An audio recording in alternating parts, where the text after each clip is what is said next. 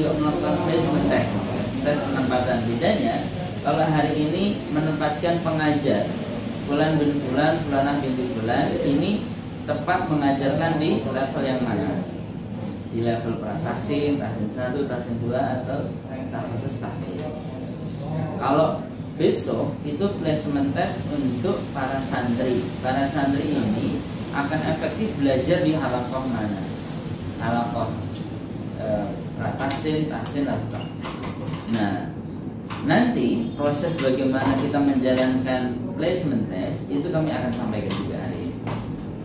Jadi siapa yang melaksanakan placement test ya para asatidz semuanya ya berkeluangan waktu besok bisa hadir. Harapan kami karena akhwatnya hanya satu-satunya semoga bisa ya. Nah, semoga bisa jadi karena memang yang lain tentu nggak dapat pembekalan ini akan nanti tinggal Ustazah Halimah ya.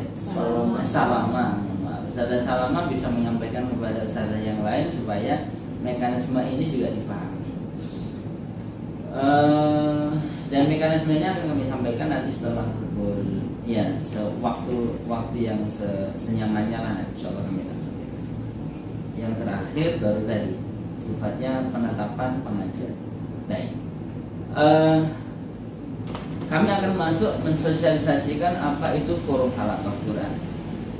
Sebelumnya salam kenal, saya Imam Al-Faruq. Barangkali baru bertemu kita di hari ini ya, kecuali beberapa ustaz di sini, Ustaz Agung, Ustaz siapa?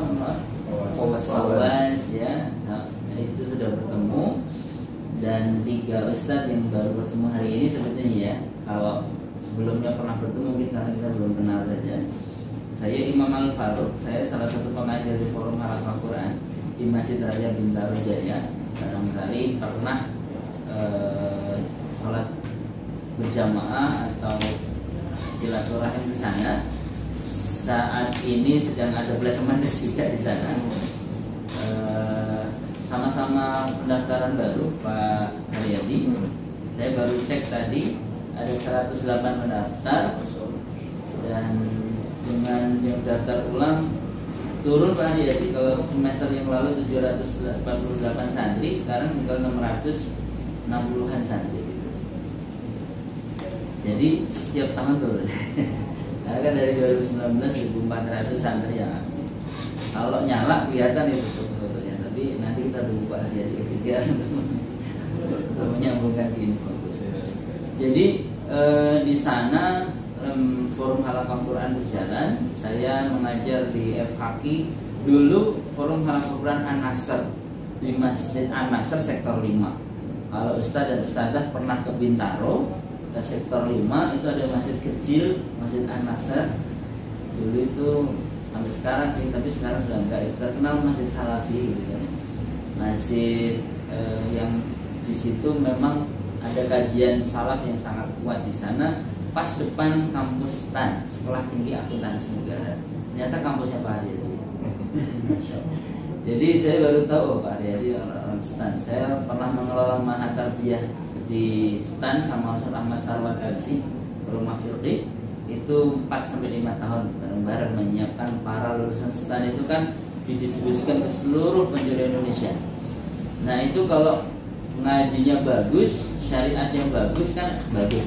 Jadi syariat itu sebenarnya nggak selalu ustadz dan ustadzah yang menyebarkan, akan tetapi sebenarnya para PNS yang salih, para PNS, para ASN yang hafidh-hafidhah itu juga bisa mensyiarkan Al-Quran.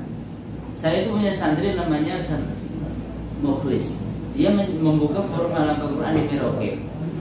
Terus ada santri namanya Sugianto, orang Jawa, membuka rumah Quran di Jayapura dan sampai sekarang berjalan. Dan forum halaqah Quran di berbagai wilayah itu sudah berjalan dan ada dulu sih data ada hampir 60 FHQ di seluruh Indonesia. Terakhir saya buka di Pekanbaru di Masjid Al-Falah, sampingnya Hotel Premier, saya ingat, tapi Al-Falah apa tidak lupa. Itu juga alhamdulillah sampai sekarang berjalan. Jadi para asatidz sekalian, Forum Halaqah Quran adalah satu konsep yang kegiatan belajar mengajar Al-Quran berbasis masjid. Memang hampir setiap FHQ itu berjalannya di masjid. Jadi gini, semangat awalnya itu kita ingin memakmurkan masjid. Karena masjid itu kalau sudah ada syuruk ya, jam 7 gitu kan ya, atau jam 5:30 lah, itu udah sepi. Mungkin kayak kita lihat masjid ini aja. Begitu kayak sekarang itu udah sepi. Akan ramai itu waktu sholat sama waktu pengajian. Biasanya pengajian ibu-ibu itu kan kalau nggak pada zuhur, pada asar atau di waktu duha juga. Akan tapi nggak setiap hari juga.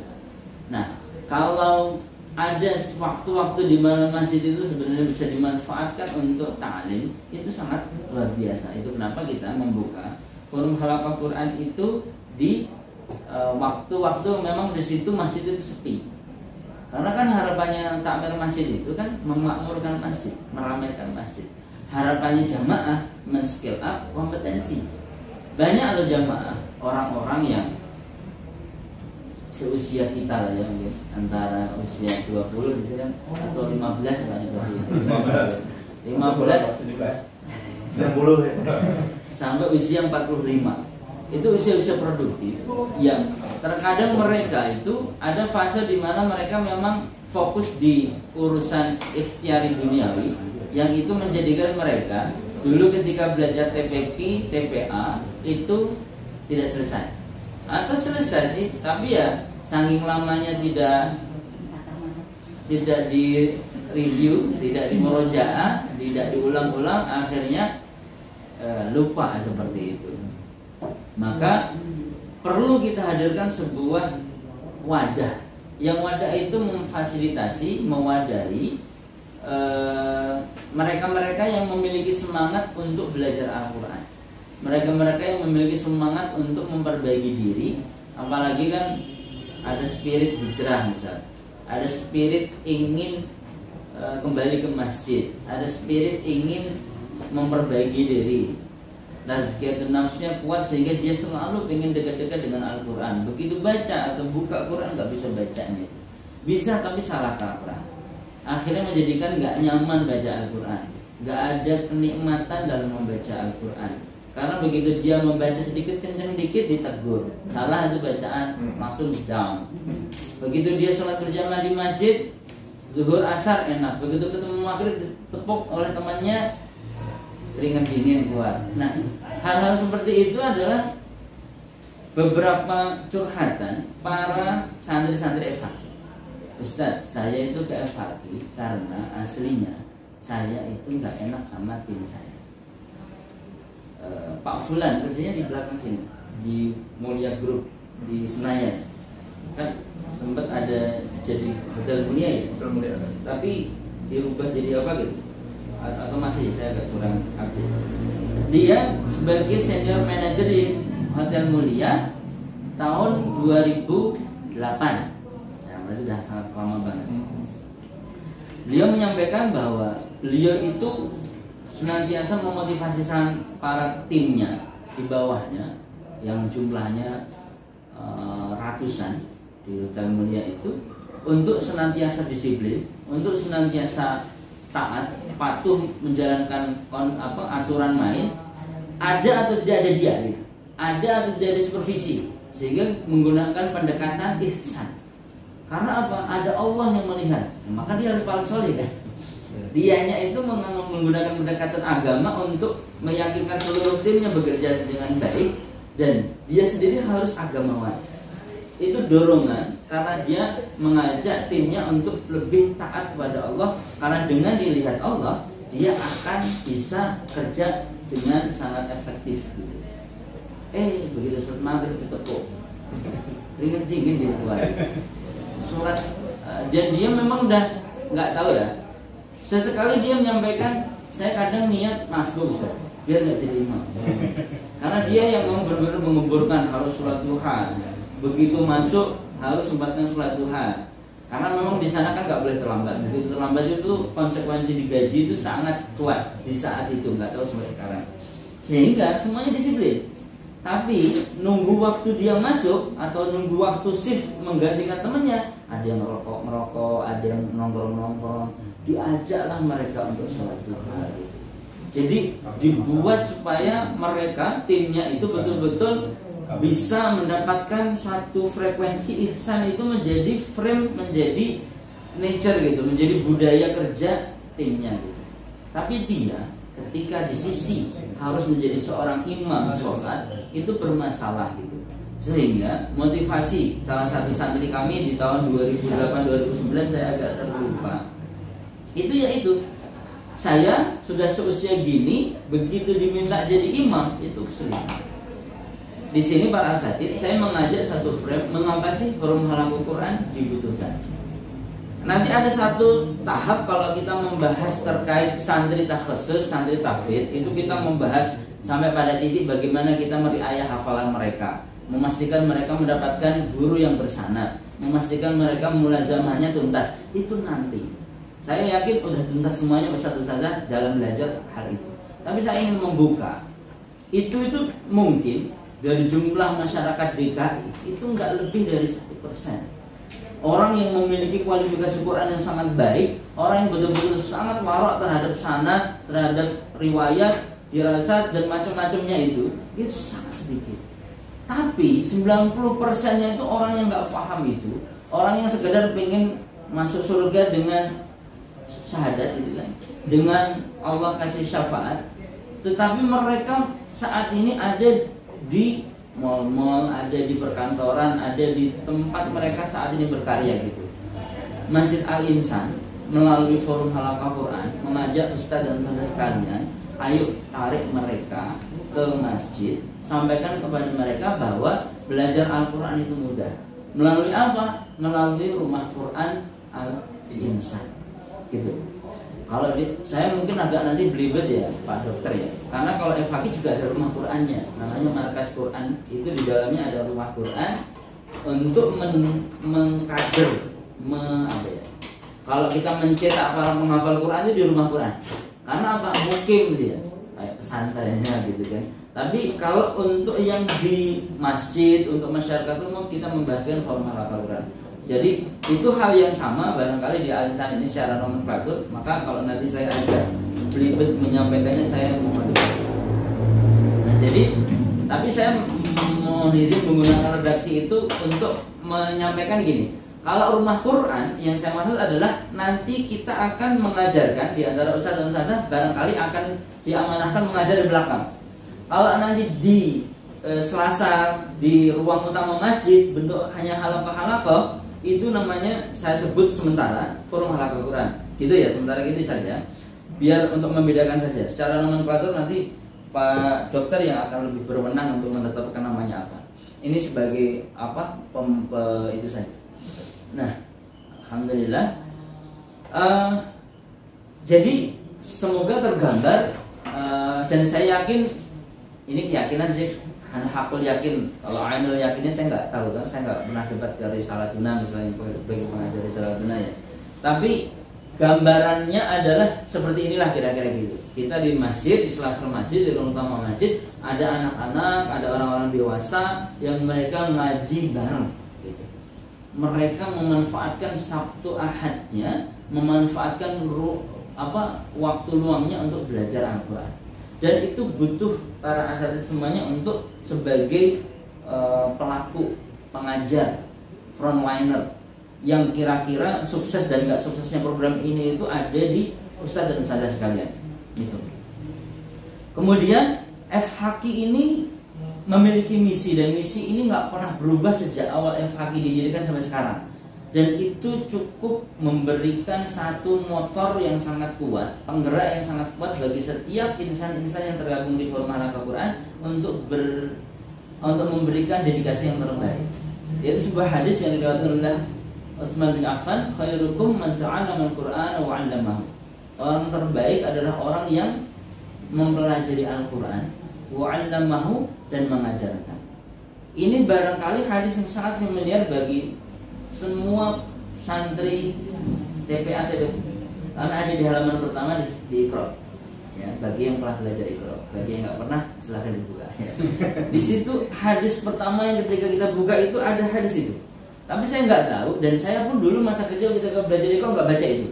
Karena guru-guru saya itu langsung buka di halaman pertama yang A, I, U, babi bu tadi itu. Tapi hadis itu nggak dibaca.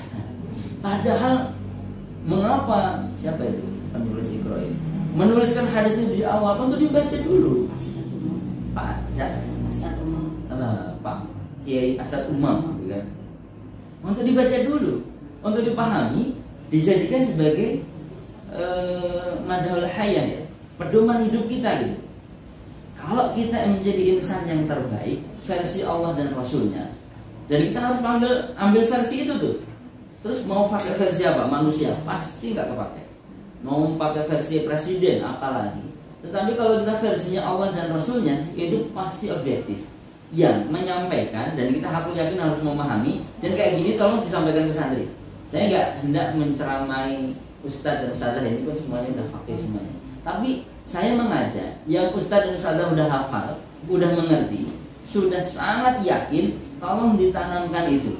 Ditanamkan kepada seluruh para santri nanti kalau mengajar, bahwa kita ini sedang menjalankan apa yang disabdakan Rasulullah SAW. Khairukum man ta'allama al-Qur'ana wa 'allamahu. Kita ini jalan terbaik. Karena turunannya banyak. Turunannya kalau saya pribadi ya, ketika di pertemuan pertama itu enggak ngajar. Tapi saya motivasi, membrainwash banget. Karena memang pertemuan pertama itu begitu sesuatu gitu. Karena setelah itulah citra, paradigma peserta itu menilai saya bakal lama atau tidak di halaman ini. Saya akan datang pekan depan atau tidak. Saya akan bahkan lanjut atau tidak. Atau bahkan ini cuma membuang-buang waktu saya. Lebih baik saya main di misal Senayan sana gitu kan, main sambil lari-lari daripada saya duduk di sini gitu kan. Tapi kalau kita memberikan satu pandangan bahwa kita ini orang terbaik, kita saat ini Allah takdirkan berhalaqah sekarang ini adalah orang yang terbaik. Yang saat ini tahap awal kita adalah mempelajari Al-Quran. Kalau kita merujuk apa yang disampaikan Imam Nawawi dalam kitabnya, bahwa ta'alam yang dimaksud adalah mempelajari cara membacanya, mempelajari cara mentadabburinya, mempelajari cara mengamalkannya, mempelajari cara atau memang menghafalkannya, dan wa'allamahu, mendakwahkannya, mengajarkannya. Jadi 5 hal ini kalau kita bisa praktekkan, kita akan menjadi insan yang terbaik. Barulah tadi kan ada sesi ta'aruf tuh di pertemuan pertama. Kalau ada insinyur maka terbaiklah di bidang insinyurnya. Ada yang dokter maka jadi dokter yang terbaik. Ada akuntan jadi akuntan yang terbaik. Jadi tanamkan ngajarin Quran itu nggak hanya sekedar mengajarkan bagaimana Al-Quran itu bisa dibaca dengan sempurna, enggak. Akan tetapi bawa itu ke dunia mereka. Karena gini Bapak Ibu, nanti mereka begitu pulang dan terpisah dengan kita, mereka kembali ke alamnya, mereka kembali kepada habitatnya, mereka kembali kepada bi'ahnya, yang itu barangkali nggak ngaji lagi. Ketemu kita itu ngaji lagi, dan itu akan terlihat beban atau motivasi. Kalau kita nggak memberikan ini sebagai motivasi, nggak menjadikan ini sebagai prinsip hidup, jalan hidup, pekan depan itu ketemu kita beban, satu lagi, ketemu Ustaz lagi, bakal saya dicaci maki lagi atau dikoreksi lagi. Akan tapi kalau kita sebagai, ya Allah, saya akan jadi orang terbaik, ini salah satu cara, dan tahap demi tahap ini harus saya lalui. Karena tangga menjadi insan yang terbaik mulai dengan mempelajari cara membacanya. Kita nggak bisa menghafal, kita nggak bisa mentadabburi dengan baik, kita nggak bisa mengamalkan tanpa kita bisa membaca dengan baik dan memahami itu. Fase-fase itu harus saya jalani. Untuk bisa mencintai Al-Quran itu kan prosesnya itu. Maka sangat kami harapkan seluruh pengajar forum Harakah Quran menyampaikan poin ini, hadis ini, tujuan ini, bahwa kita ingin menjadikan mereka insan yang terbaik.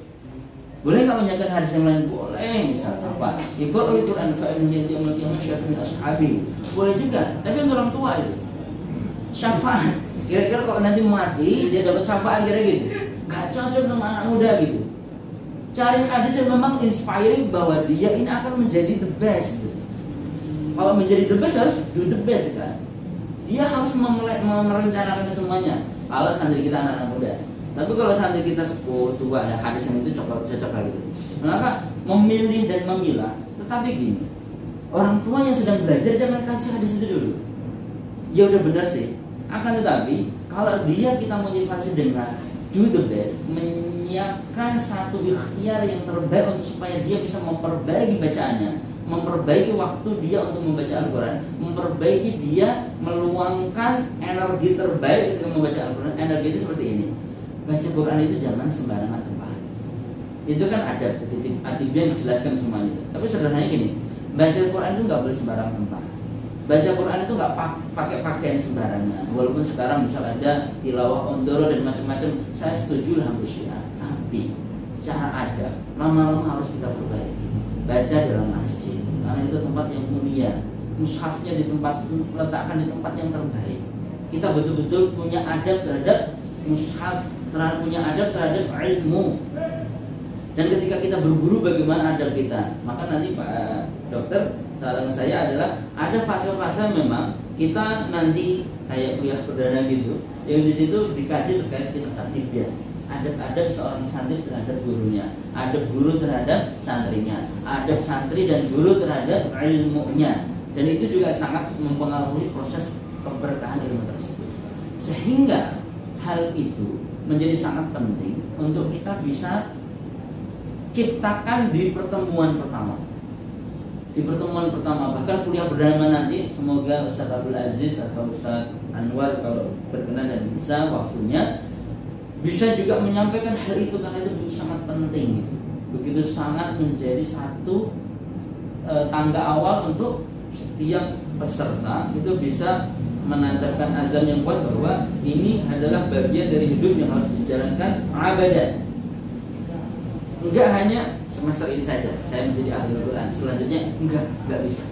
Abadan, lama, selama-lamanya. Dia mau jadi Bilal, kalau ngomong cita-cita ya anak muda ya. Dia mau menjadi apapun lah profesinya, dia akan tetap bersama Al-Quran. Nah, ini adalah rohnya nih. Saya agak lama-lama di sini mohon maaf ya, agak lama sedikit. Nanti yang lain saya akan cepat karena saya yakin sudah lebih paham. Ini rohnya para saya semuanya. Dan roh ini harus disampaikan. Spirit semangat ini harus ditanamkan di awal setiap para pengajar Quran mengajar. Maka nanti kami sampaikan kurikulumnya. Kurikulum awal itu memang nggak langsung ngaji. Walaupun kalau di takhusus tahsin 2 langsung ngaji sih, karena mereka udah dapat, gitu kan. Kecuali hanya ta'aruf, habis ta'aruf langsung ngaji. Tapi tahsin 1 dan tahsin 2 untuk halaqah memang semuanya murni santri baru. Misal ada orang lulusan dari Risalatuna, lulusan dari Usmani, lulusan dari PTIP atau apa yang mereka ngaji seperti itu di sini, kan udah bagus tuh. Masuklah halaqah tahsin 2 kan udah bagus semuanya. Maka tetap diberikan atau disampaikan terkait konsepsi tadi. Tapi kalau mereka sudah pernah mendapatkan itu, ya diingatkan boleh. Itu ada visi. Kemudian boleh sebelumnya misi ini adalah satu langkah-langkah yang harus dijalankan untuk meraih visi, untuk meraih tujuan. Tujuan kita apa sih? Kembali, tujuan Rumah Quran Al-Insan atau Forum Halaqah Al-Insan ini adalah menjadikan setiap mereka yang bergabung menjadi bagian dari Rumah Quran Al-Insan ini menjadi insan yang terbaik. Ini kita nggak hendak menjadikan insan terbaik itu para santri loh ya. Kitanya harus juga menjadikan insan terbaik. Contoh teladan. Nanti akan sampaikan. Nah, misinya adalah memberikan pengajaran tahsin dan tahfidz Al-Quran kepada masyarakat secara profesional. Profesional yang paling sederhana itu tepat waktu. Ya, waktu itu begitu sangat berharga. Allah dengan berbagai redaksi menyampaikan wadduha wal lail wal 'ashr. Itu kan demi waktu. duha, waktu asar, waktu malam, berjanji Allah. Artinya kalau Allah sudah berjanji, padahal setiap apa yang Allah firmankan itu adalah sebuah kebenaran, ini sangat butuh diperhatikan. Waktu itu begitu sangat penting. Maka pengajar FHQ sebisa mungkin, pengajar rumah Quran bisa mungkin menjaga itu. Sebisa mungkin menjadi orang yang paling pertama menyambut para santri-santri yang hadir. Boleh nggak terlambat? Aslinya nggak boleh. Akan tapi kalau udah terlambat ya sudah. Namanya terlambat kan. Manusia itu kan tempat salah dan lupa. Akan tetapi punya komitmen untuk memperbaiki setelah kesalahan itu terjadi. Kemudian profesional dari sisi pengajaran, siap. Hari ini harus mengajarkan apa, materi apa, itu saya siap. Dibaca dulu. Kalau nggak perlu membaca, asalkan ngerti dan hafal aja atau paham. Jadi hari ini harus mengajarkan apa? Hari ini mengajarkan untuk ratasin halaman 1, 2, dan 3. Kan selesai itu. Masalah jelas harus itu tuntas semuanya ada di situ. Maka rencanakan dengan rencana terbaik. Pakai skema seperti ini. Santri saya ada 10 di mana 2 jam itu harus tuntas supaya nggak terkesan kelamaan. Ya, saya harus datang tepat waktu supaya 3 halaman itu terbaca dengan baik, termisali, talaki dan tasmi' dengan sempurna. Apa yang harus saya lakukan? Membagi waktu ta'arufnya berapa lama, membagi waktu untuk bisa menjelaskan materi yang sifatnya umum berapa lama, dan betul-betul mentalakikan berikut tasmi' misalikan berapa lama. Itu juga bagian dari persiapan. Kalau asal datang, bahkan nggak tahu, belum tahu yang hari ini harus mengajarkan apa, itu saya yakin waktunya nggak akan lebih. Dan gini, yang akan kita ajarkan itu orang dewasa, sebagian anak-anak. Anak-anak pun bisa berpikir, apalagi orang dewasa. FHQ sejak awal dirancang memang untuk orang dewasa, sehingga kita menyiapkan pengajar untuk mengajar orang dewasa yang mereka bisa berpikir. Sebenarnya pengajar saya itu pintar-pintar. Mereka bisa bilang loh, gini doang. Wah, nggak cocok sama saya. Wah, seperti ini saya bisa belajar di YouTube, nggak perlu saya datang ke masjid. Wah, seperti ini mah saya bisa cari di tempat yang lain, nggak harus saya capek-capek ke Masjid Al-Insan. Maka persiapan betul supaya kita menjadi teman yang terbaik bagi para santri itu harus dijalankan. Yang kedua adalah meningkatkan kualitas dan kuantitas. Al-asas sekalian, FHQ itu ada 5 jenjang. Pratasin, tasin 1, tasin 2, tafosus, tahfidz. Kalau nggak ada perubahan, ya.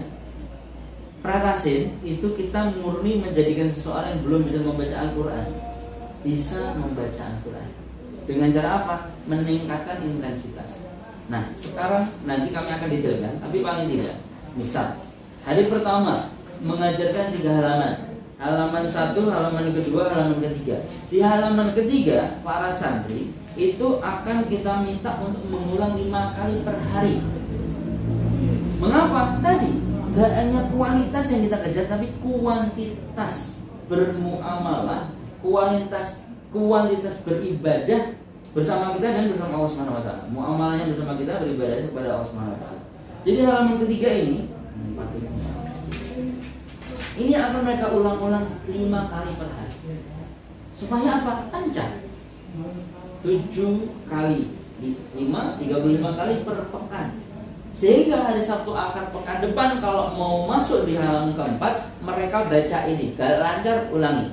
Kalau lancar, baru masuk halaman keempat. Jadi target kita itu lancar. Setelah mereka tuntas buku ini di halaman 45, itu sudah ayat Quran. Targetnya apa? Lancar baca ini. Sehingga kalau udah lancar, dia masuk juz 30 di tahsin 1, itu sudah bisa. Benar nggak? Belum tentu. Karena benar itu baru proses. Terus zaman itu syarat Imam Syafi'i memberikan bahwa orang belajar ilmu itu harus waktunya panjang, lama gitu. Kecuali ada sih orang-orang cerdas gitu kan. Tapi kan itu sangat sedikit juga. Maka setelah mereka selesai dengan ini, masuk juz 1 di tahsin 1. Tapi kuantitasnya itu adalah membaca 5 kali per hari. Nah, ini salah satu contoh. Jadi nggak hanya kualitas yang kita perbaiki, tapi kuantitas ini menjadi perlu. Mengapa sih kita perlu kuantitas? Begini, butuh pembiasaan. untuk bisa menjadi orang bermental kaya harus biasakan irit. Kalau kita dengerin podcastnya Pak Sandi ya, yang bareng siapa itu, Helmi Yahya, barangkali kalau kita mendapati orang-orang super kaya di Indonesia, mereka walaupun punya uang, kalau urusan bisnis sangat pelit. Tapi begitu mereka fase masuk charity, mereka dermawan sekali. Jadi mereka begitu profesional. Kalau urusan bisnis ya bisnis, transaksional betul-betul mereka nggak mau mengumbarkan sesuatu yang memang nggak bermanfaat dan nggak memberikan imbal balik apapun terhadap profit mereka. Tapi begitu urusannya adalah charity, ibadah, totalitas mereka. Sujud mau, kalau perlu nggak usah balik-balik gitu. Untuk orang beriman. Begitu mau sedekah betul-betul membuat kita, wah Allah, sedekahnya luar biasa. Dan itu yang kami berharap, bahwa kita harus betul-betul membiasakan. Dan bahasa dari Pak Sandi itu, untuk bisa menjadi kaya kita harus membiasakan. Untuk bisa menjadi ahlul Quran kita harus membiasakan ada waktu khusus setiap hari. Kalau 5 kali mengulang itu paling 10 menit atau 15 menit. Tapi itu peratasin, 15 menit per hari itu nggak mudah.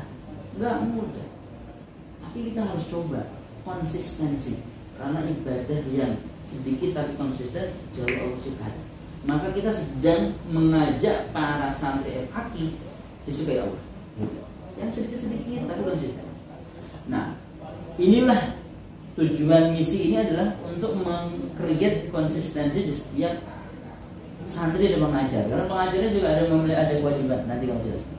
Yang ketiga adalah mewujudkan masyarakat yang gemar membaca dan menghafal Al-Quran dengan tartil. Karena memang tartil ini adalah tujuan. Waratilul Qur'ana tartila, itu perintah Allah. Likulli imri'in wujud, itu kaidah usul fiqihnya, di mana setiap perintah itu adalah wajib. Boleh dilanjutkan? Kirain tadi saya mau mencet ini kan nggak bisa. Beda. Maka ini bentuknya halaqah.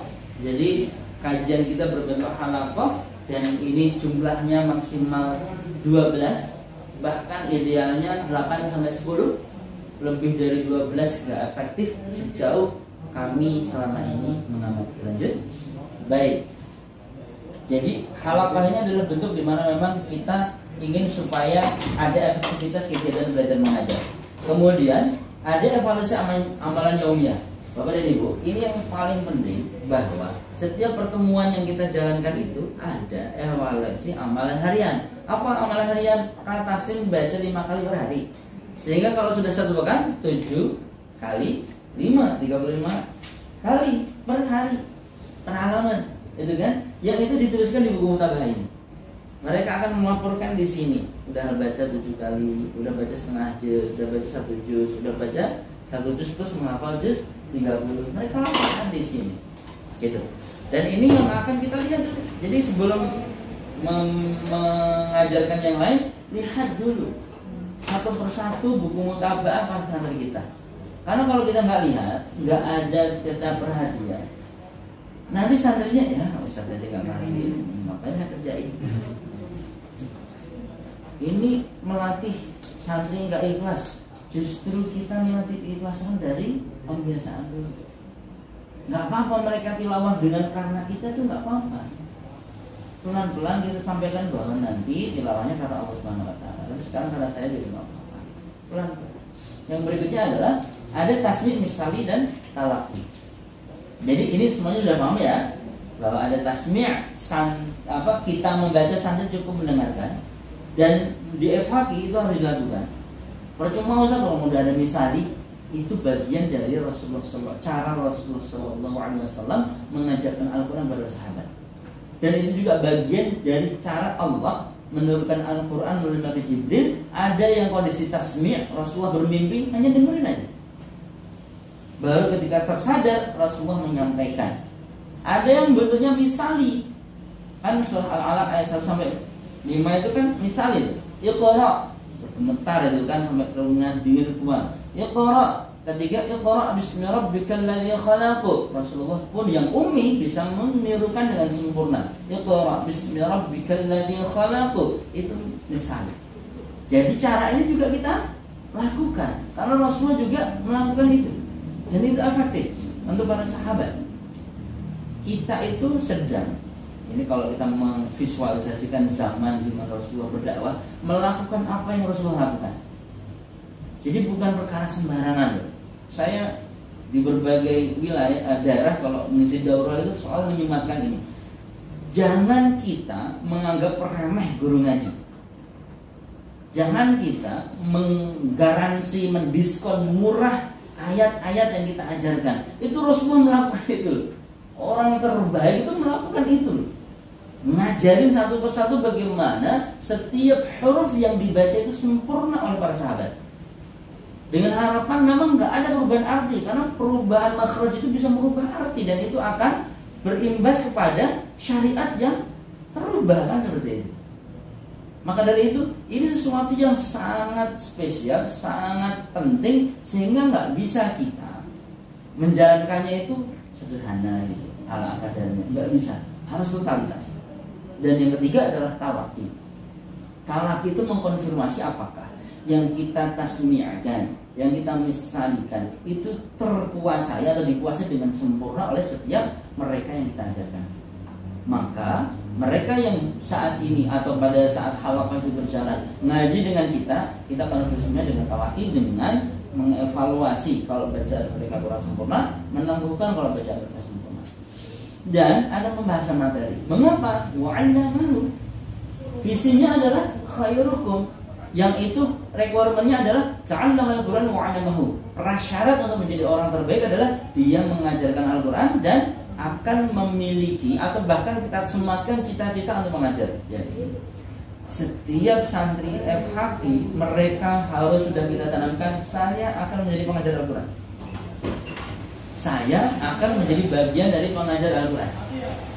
Walaupun saya sebagai seorang dokter misal ini, atau walaupun saya sebagai seorang akuntan, walaupun saya sebagai seorang apapun profesi, saya adalah pengajar Al-Quran.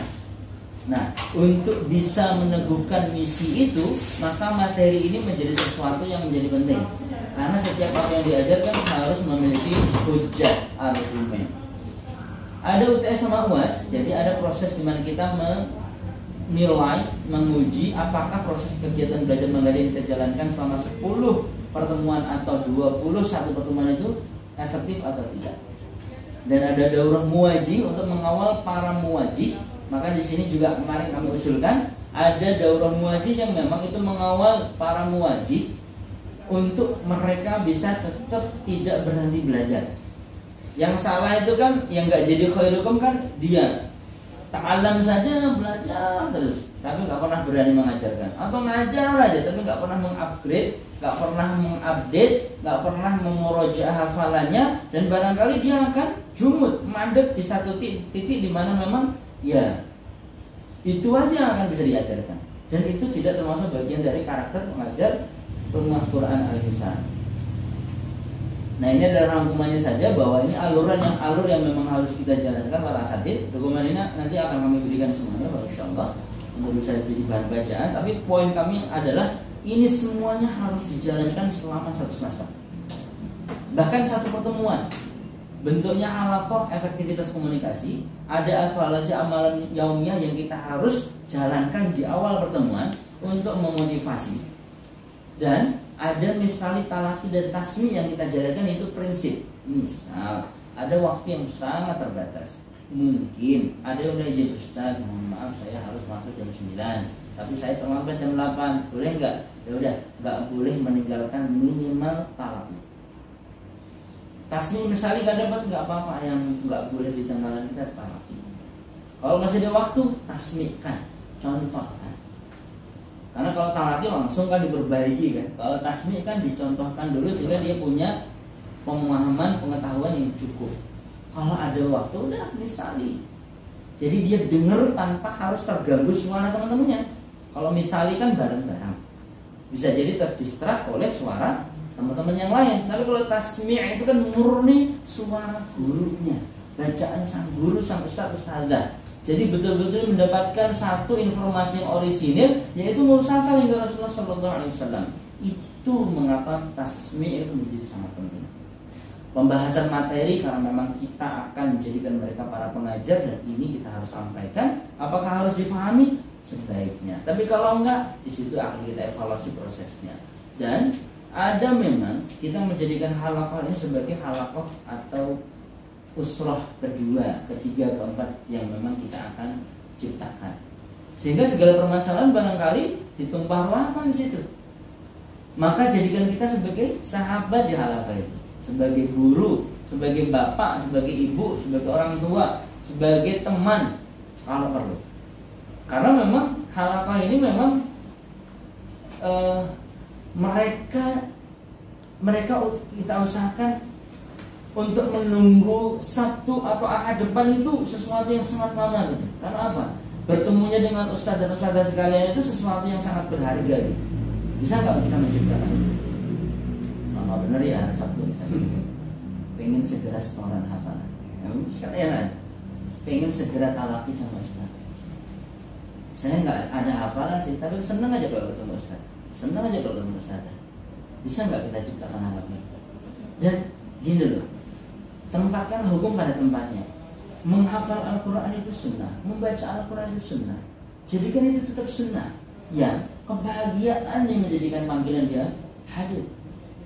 Jangan ciptakan halaqah itu sebagai beban dan tuntutan. Sehingga buat halaqah sebahagia mungkin, sedekat mungkin, sehingga mereka untuk membaca itu karena butuh. Mereka ibadah itu karena butuh. Mereka menghafal karena memang butuh.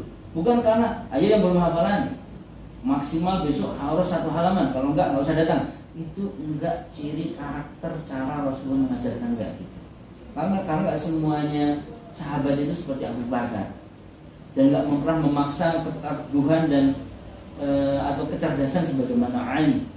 Jadi sahabat itu masing-masing punya karakter yang berbeda-beda, dan Rasulullah itu memberikan ruang yang sangat proporsional. Maka kita karena sebagai pengajar, mudaris, muallim yang memang juga mengikuti cara Rasulullah SAW mengajarkan, jangan samakan setiap santri dalam satu halaqah. Kenali betul satu persatu. Kalau dia memang cerdas, pintar, kasih dia ruang untuk berlari. Tapi kalau memang dia kurang dari sisi kecerdasan, tuntun dia, gandeng dia, ajak dia berdiskusi, carikan solusi. Itu cara kita sebagai seorang pendidik yang akan mengantarkan mereka pada jalan-jalan yang terbaik. Dan ini sekali lagi, ini karakter yang nggak boleh kita samakan dengan pengajar-pengajar yang hanya menjalani kewajiban. Ini penting sekali. Ini karakter pengajar Quran, yang itu karakternya dicontohkan oleh baginda Nabi Muhammad sallallahu alaihi wasallam. Maka saya memberikan satu highlight yang sangat kuat bahwa jadikan halaqah ini adalah tempat yang sangat dirindui oleh para santri, termasuk kita juga. Kita itu kalau ketemu Sabtu banyak bawaannya senang ya. Gini, saya saat ini bekerja di Dompet Du'afa. Saya ada bisnis di keluarga. Saya juga ada perusahaan yang saat ini saya kelola. Tetapi saya nggak pernah menyiapkan diri untuk tidak mengajar di Sabtu Ahad saya. Jadi karena memang mengajar itu sesuatu yang sangat menyenangkan, sesuatu yang menjadikan ada sebuah energi positif yang Allah hadirkan gitu. Apapun profesi kita, apapun latar belakang kita, kalau kita sebagai pengajar Al-Quran dan kita memiliki sebuah lingkungan yang saling mendukung, saling tawasobil haqq, tawasobil sabar dalam kebaikan, itulah yang menjadikan kita bisa konsisten, istiqomah untuk menjadi ahli Al-Quran. Baik, itu hal yang ini sudah kami bahas karena waktunya terbatas. Kami akan masuk di sini.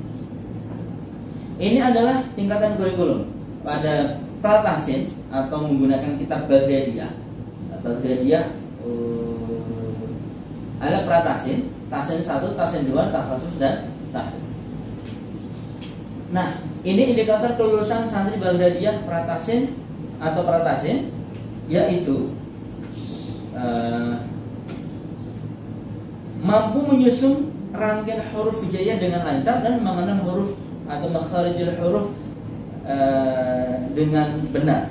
Jadi sederhana gini, setiap peserta itu bisa baca Quran, gitu. Bukan benar membaca Al-Quran ya, bisa itu indikatornya lancar, belum tentu benar tapi lancar. Misal a'udzubillahi minasyaitonir rajim, bismillahirrahmanirrahim, misal ketukar-tukar bisa, itu lancar itu kan. Alif lam mim dzalikal kitabu la raiba fihi hudal lil muttaqin.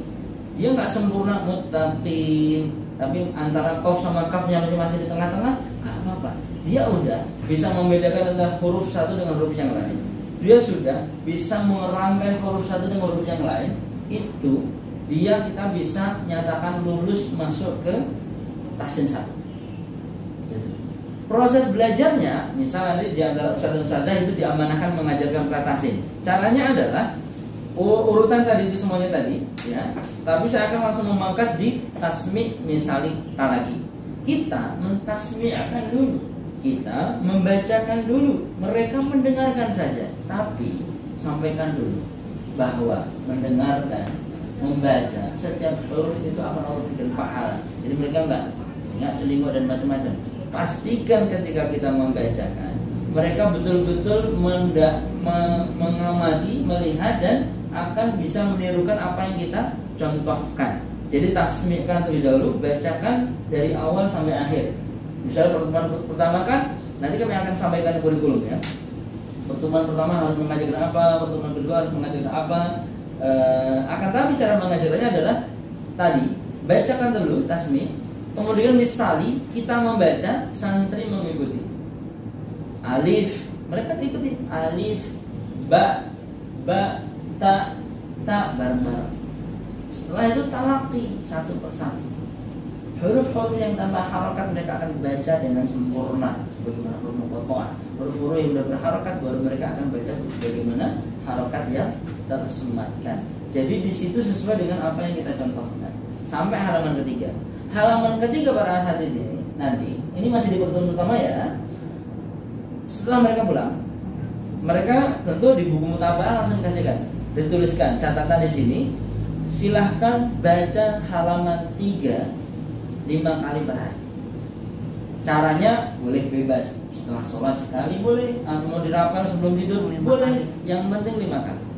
Gitu. Kemudian dicatat di sini. Misal tanggal 1 hari Ahad, maka dia membaca 5 kali atau 5 kali halaman 3, 5 kali halaman 3, terus seperti itu dituliskan di sini.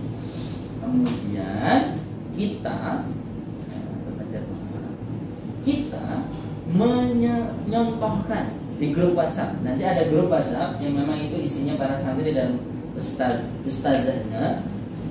Halaman 3, huruf berbasis fathah, kasrah dan dhammah. U, I, A, bisa dikatakan A, I, U, direkam babibu, tatitu, tatitu dan seterusnya dengan bacaan yang sempurna, dengan contoh yang sempurna. Ini pakai lagu nggak sebagaimana metodologi Umi? Boleh. A, I, U, babibu, tatitu, boleh. Kita dulu belajar dengan ustadz kita seperti apa, ajarkan saja. Ini tidak membatasi kita harus dengan naghamat, enggak. Mau datar boleh, mau pakai ros boleh, mau pakai gaya yang apa, nagham yang lain silahkan. Yang penting itu baik, nyaman, tidak menyulitkan santri untuk menirukan, karena mereka akan membaca 5 kali setiap hari. Jadi buat mereka nyaman dengan contoh yang kita berikan. Jadi selain kita menilai mereka, memberikan catatan setiap mereka, kita juga merekamkan setiap di akhir pertemuan di halaman yang terakhir di pelajaran. Kalau pekan berikutnya santrinya nggak masuk, dia kan ketinggalan. Bagaimana? Kan kita merekamkannya nggak pernah ketinggalan juga. Sehingga silahkan lihat rekaman halaman ke-6 di pertemuan kedua kalau pas kemarin nggak masuk. Tapi bacaannya tetap 4, 5, 6 di pertemuan kedua. Di pertemuan ketiga kan pertemuan kedua kita nggak masuk. Jadi nggak boleh melompati, harus tetap setiap halaman dibaca dengan tuntas. Kalau lancar bagaimana? Dia betul-betul 6 halaman di pertemuan ketiga, bagus. Berarti halaman ke 4, 5, 6, 7, 8, 9. Dia tugasnya di halaman ke-9 untuk mengulang 5 kali per harinya, bukan halaman yang ke-6. Dan seterusnya. Ini pratahsin. Sampai sini ada yang ditanyakan nggak? Sebelum saya masuk ke tahsin 1. Karena ini nanti siapapun yang Ustadz Haryadi amanahkan untuk mengajar pratahsin, konsep dan mekanismenya seperti ini.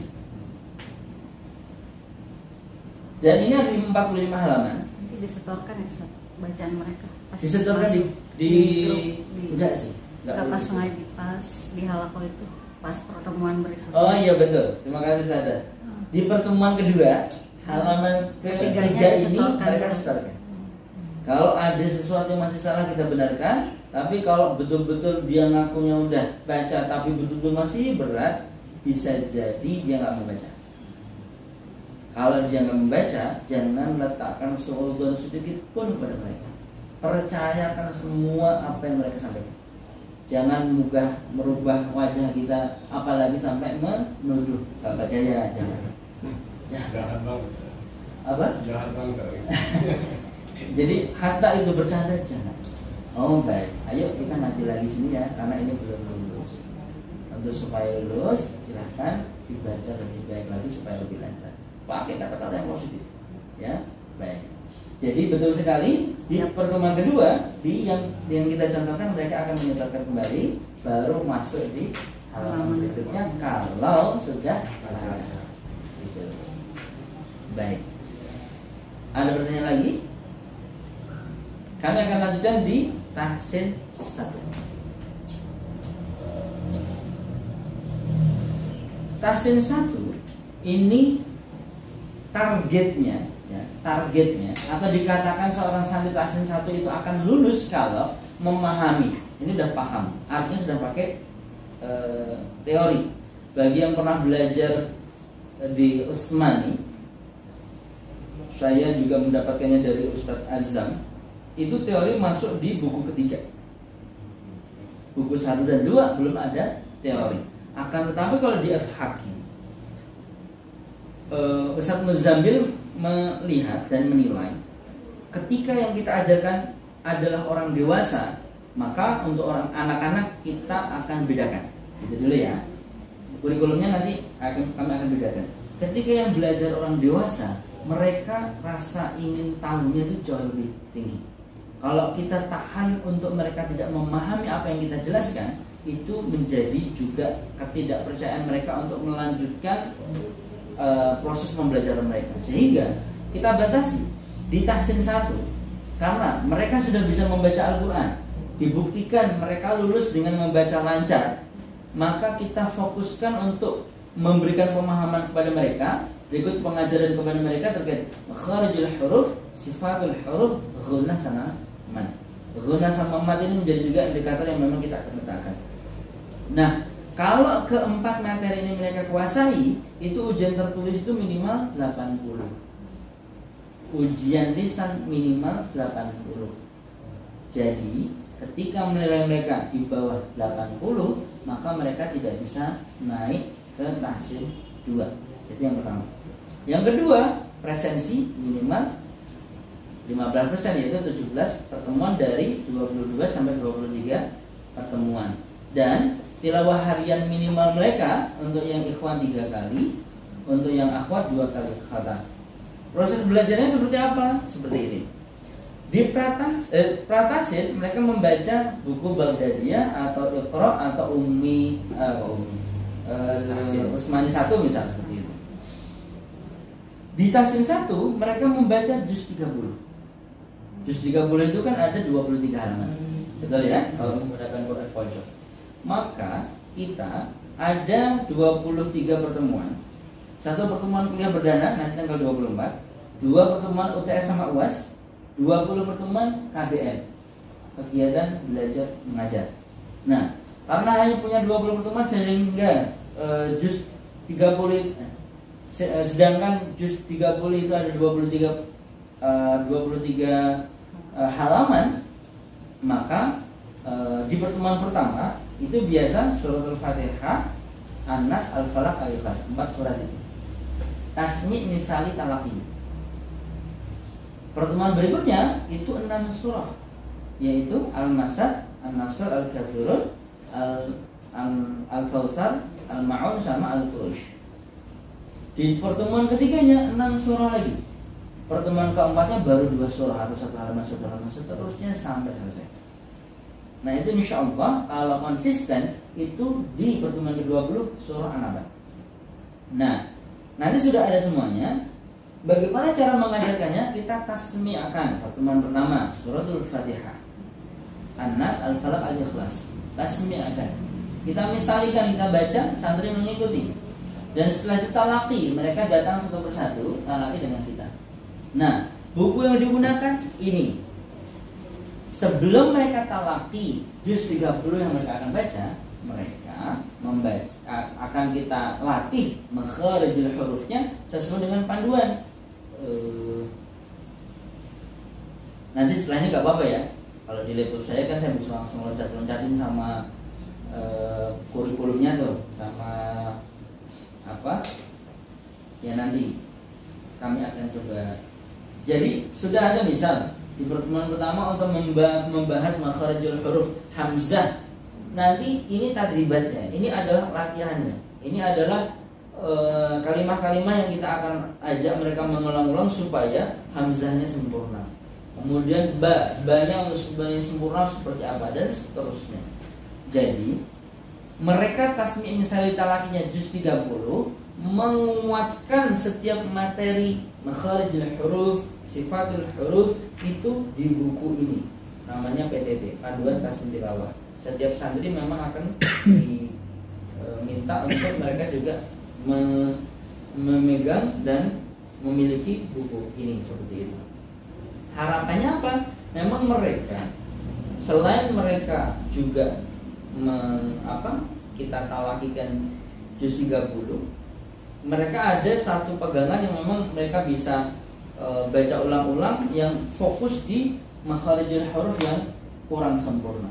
Karena ketika talaki sang muaji guru itu bisa meletakkan di suratul Ikhlas misalnya, qalqalahnya kurang sempurna, itu dituliskan huruf dal misalnya. Dia bisa melihat dal seperti apa sih teorinya dan dia bisa mengulang-ulang gitu. Dan dia juga bisa minta, Ustaz tolong contohkan bacaan ini, pengucapan qalqalah sughra dan kubra yang berbeda dan seterusnya. Jadi proses pembelajaran itu nggak hanya pada pertemuan, tetapi di waktu-waktu ketika mereka bertanya di grup WhatsApp itu juga memungkinkan kita jalankan. Dengan ini mereka kita latih untuk bisa membaca dengan baik dan mereka kita latih untuk bisa istiqomah tilawah di rumah. Berapa? Kalau per tahsin 5 kali per hari per halaman, kalau tahsin 1,5 juz 1 hari. Jadi tahsin 1 itu kewajibannya setengah juz 1 hari. Langsung nggak di pertemuan pertama kita minta para santri setengah juz 1 hari? Enggak. Bertahap. Pertemuan pertama di pekan pertama 1 halaman sehari atau 1 lembar sehari. Pekan berikutnya 2 lembar per hari. Pekan ketiga 3 lembar. Pekan keempat 4 lembar. Pekan kelima sudah setengah juz 5 lembar.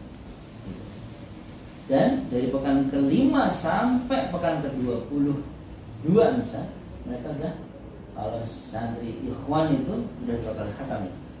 Kalau akhwat kita ada dispensasi maksimal minimal 1 kali khatam. 1 kali. Salah. Nanti saya koreksi ya. Tilawah harian minimal 2 kali khatam untuk yang ikhwan, 1 kali khatam untuk akhwat. Itu untuk santri tahsin 1. Mengapa 2 kali khatam? Setengah juz 1 hari. 2 bulan kan baru khatam. 1 semester 5 bulan. Sehingga kalau dia khatam 2 kali, itu 2 bulan istiqomah dia membaca setengah juz 1 hari. 1 bulannya tadi masa percobaan, 1 halaman dulu, 2 halaman, 1 lembar dulu, 2 lembar dulu, 3 lembar dulu. Jadi ada proses bertahap. Mengapa akhwat dibedakan? Mereka ada liburnya dan mereka jauh lebih berat untuk istiqomah sebagaimana laki-laki. Berbeda ujiannya. Ini tahsin 1. Ada yang ditanyakan? Cara mengajarnya tadi ya, tetap tasmi misalnya talaki tapi juz 30. Untuk penguatannya pakai buku ini dengan kurikulum yang sebentar lagi kita akan tampilkan setelah slide selesai. Ya. Artinya untuk setiap pertemuan itu wajib ditalakikan dulu setiap muridnya. Tasmi misalnya talaki, minimal talaki itu wajib. Karena dengan itu kita bisa mengkonfirmasi apakah bacaan dia benar atau salah. Ada lagi? Saya minta waktu 15 menit lagi ya Pak Dr. ya.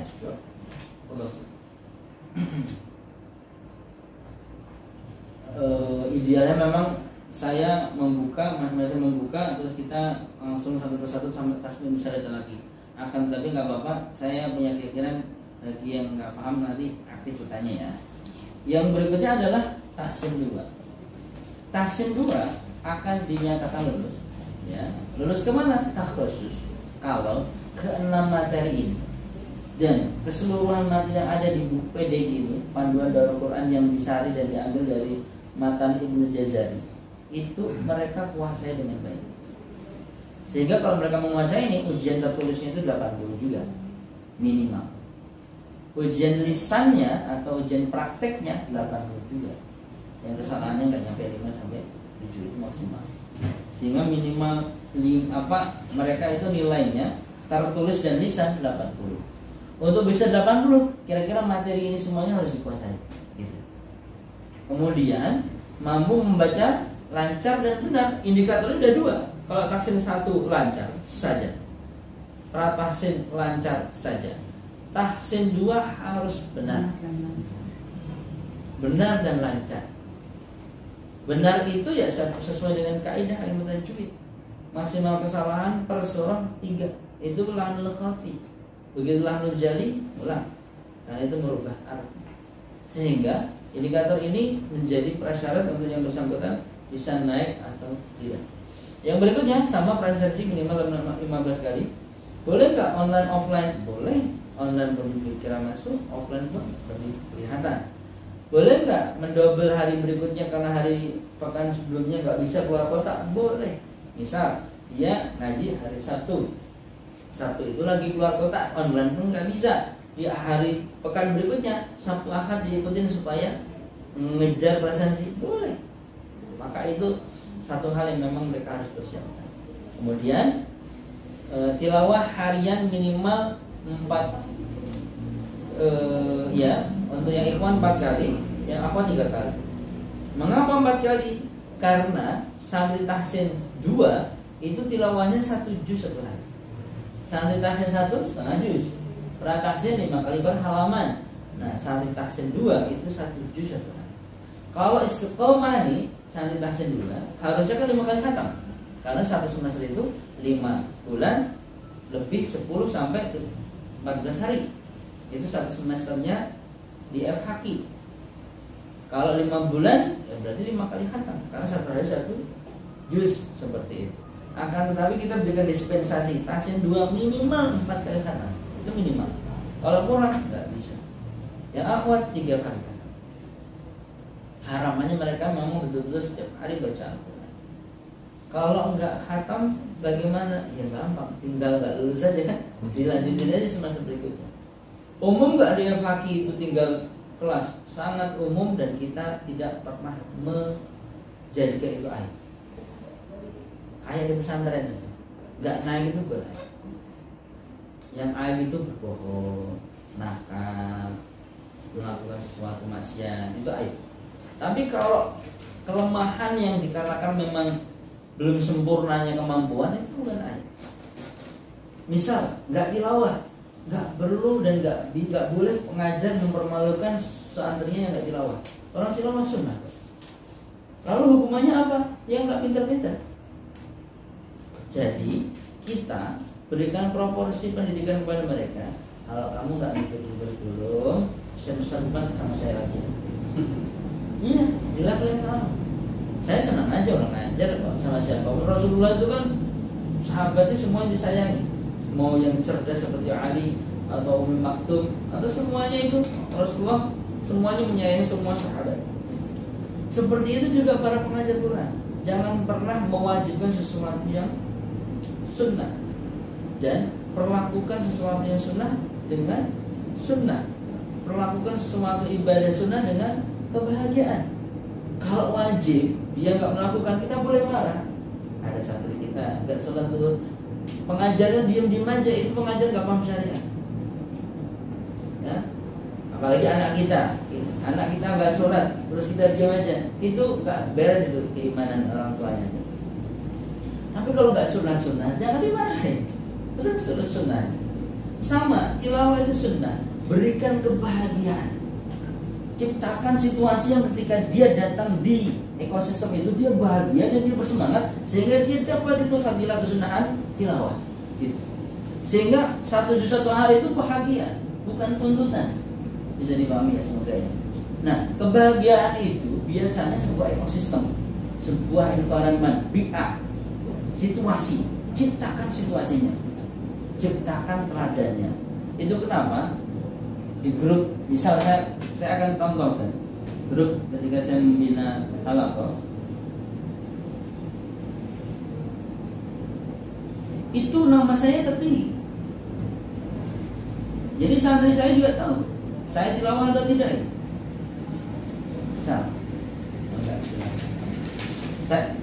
Saya nggak bisa menampilkan yang di HP saya. Seperti ini. Ini udah masuk semester, udah selesai, jadi banyak santri saya nggak laporan karena udah selesai. Tapi ya saya tetap laporan gitu. Yang apa? Ini di keterangannya di sini tuh.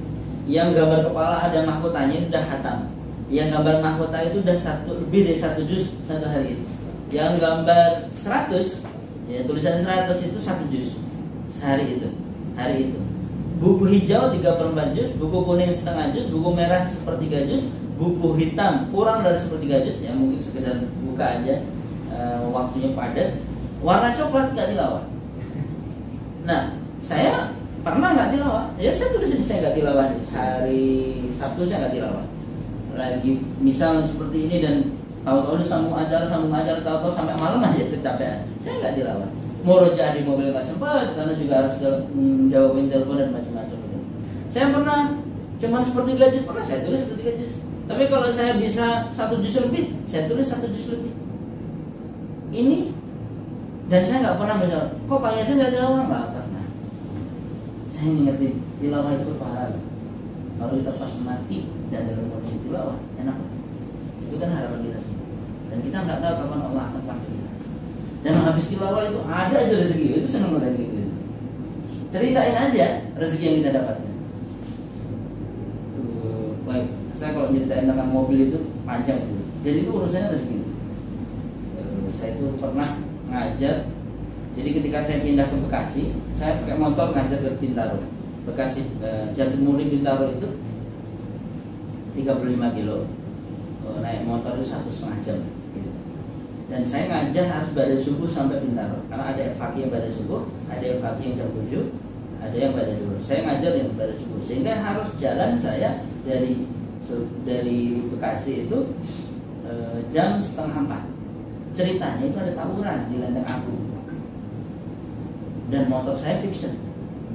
Mirip musuhnya orang yang tawuran itu kan diteriakin itu masuk apa ya bertebaran. Di situ saya berdoa, ya Allah, semoga saya bisa lewat tol sehingga nggak urusan sama seperti ini. Nggak jauh 6 bulan dari itu mobil Innova itu kembali. Itu doa dan itu pada saat itu butuh dan lagi ngajar 3:30 pagi pada saat itu. Enggak lah, saya dari rumah 3:30, berarti paling jam 4 lah sampai Lenteng. Dan itu ya itu permintaan Allah kabulkan karena apa? Dakwah. Karena memang ya kantor saya kan di Ciputat, ya hampir sama sih Ciputat Bintaro gitu kan. Tapi nyaris setiap hari saya itu Pondok Melati dari 2014, Pondok Melati Ciputat, Pondok Melati Bintaro, Sabtu Ahad, Ciputat Senin sampai Jumat, seperti itu setiap hari. Dan kalau saya ceritain bahwa ketika kita berjalan di jalan Allah dan kita minta kepada Allah, Allah kasih. Apa yang kita butuhkan Allah kasih. Dan itu dengan begitu sangat mudahnya. Biasanya kayak gitu, ditunjukin bener ada barangnya, semangat itu. Nah, ayo ketuk Allah, ajak Allah mendukung cara kita, dan ceritakan bagaimana Allah membersama kita dalam Al-Quran. Kita nggak bisa cerita kalau kita nggak pernah melakukan.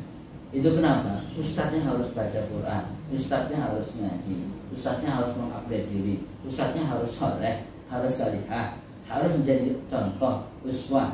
Karena dengan itu halakoh panjang. Tapi begitu ustadznya nggak berkembang, itu halakoh nggak akan panjang. Santrinya juga ogah-ogahan. Saya pernah nggak santri saya ogah-ogahan? Pernah. Artinya mungkin lagi saya turun, kan iman turun naik. Saya juga nggak terlalu bisnis kok, enggak. Saya nggak nunjukkannya ya pada saat saya nggak tilawah hampir sepekan itu. Lagi keluar kota untuk melakukan training tangga bencana di Toba, si Tongging. Ya tilawah sih, tapi maksud saya nggak bisa kayak dapat 1 juz terus gitu, nggak bisa. Kadang cuma setengah juz, kadang cuma 1/3 juz, kadang nggak tilawah sama sekali, pernah seperti itu. Tapi saya sampaikan, saya laporkan itu. Orang bukan wajib kok. Tapi sahabat yang paling rendah di zaman Rasulullah SAW adalah mereka yang senantiasa bisa tilawah minimal 1 juz. Itu sahabat yang rendah. Dan kualitasnya seperti itu. Kita mau semua membangun peradaban apa kalau kita itu nggak bisa menjaga konsentrasi kedekatan kita dengan Allah Subhanahu Wa Taala melalui Al-Quran. Sedangkan kita ada sivitas Quran. Sehingga di sini proses yang kita akan tanamkan. Lanjut. Nah, sepertinya harus ada di klik dong. Ini klik. Baik. Sampai tahsin 2 nih, ada yang ditanyakan nggak? Cara mengajar dan targetnya. Cukup ya. Seperti biasa ya, setiap pertemuan pasti harus setoran mereka yang udah talak itu. Setiap pertemuan pasti harus itu ya. Tapi juz 29. Iya, enggak pas iya Tasin 2 juz 29. Maka dari tasin 1, tasin 2 pasti itu terus ya. Pasti ada talaki tasmi misal. Setiap pertemuan. Betul. Iya.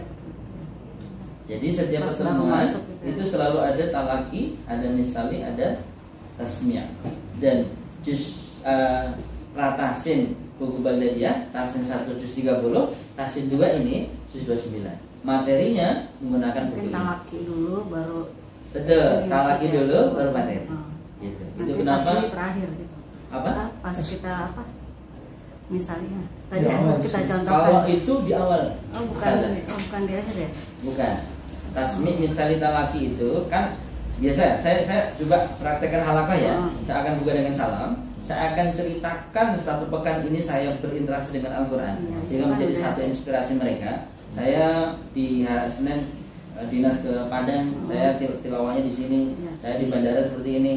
Biasanya itu membuat Ustadz ngusahain untuk tilawah walaupun keluar kota misalnya seperti itu. Setelah saya berikan motivasi, mereka termotivasi, baru saya akan buka buku tambahan untuk mengevaluasi satu persatu. Enggak sekalian itu, mereka ngumpulin dulu baru. Nah itu teknis sih, itu bisa seperti itu. Biasanya sih langsung juga mereka tahu ngumpul aja gitu kan, tanpa harus saya komando. Tapi kan saya membuat situasi suasana bahwa ini sesuatu yang ini ada inspirasi yang saya bagi nih. Saya kemarin pulang dari Hong Kong gini misalnya. Saya kemarin pulang dari mana? Atau saya kemarin di rumah saja, tapi saya bisa melakukan ini. Saya mengajarkan anak saya seperti ini. Bagi yang orang punya anak itu dengerin teman. Bagi mereka yang wah ini sama dengan kondisi saya nih, mereka akan semangat. Bagi yang nggak sama, mereka biasa aja seperti itu. Itu sesuatu yang dinamika halaqah. Tapi buku mutabah itu menjadi penting. Kita akan buka satu persatu, lalu kita evaluasi satu persatu. Dan poin kami adalah jangan menghakimi, berikan apresiasi. Kalau ada yang kurang, juga usah dikomentarin aja. Dia ngerti kok, wah saya gak dikomentari ini, karena nggak perlu dikomentari dan nggak perlu diungkap, kenapa? Nggak tilawah gitu kan. Cukup dengan tidak disebut namanya itu sudah membuat dia akan terkoreksi ya. Saya nggak dibaca nama saya itu, karena memang saya nggak tilawah gitu kan. Tapi kalau kita baca, kita apresiasi itu sesuatu. Baru tasmi' misalnya terakhir. Saat ini pertemuan ketiga ya, kita masuk surah Al-Mulk dan Al-Qalam. Ini tasmi' dua misalnya kan. Kan pertemuan ketiga itu sebagian Al-Mulk, sebagian Al-Qalam. Kita bacakan tasmi', kita bacakan mereka menirukan misali, baru satu talaki. Di saat tasmi' misali boleh nggak nyampein materi? Boleh. Misal ada ayat awalam yarau ila at-tayri fawqahum saffatin wa yaqbin.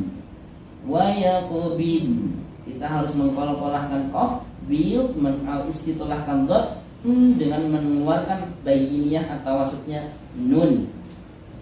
Kalau tahsin dua, jelaskan itu. Akan tetapi materinya nanti.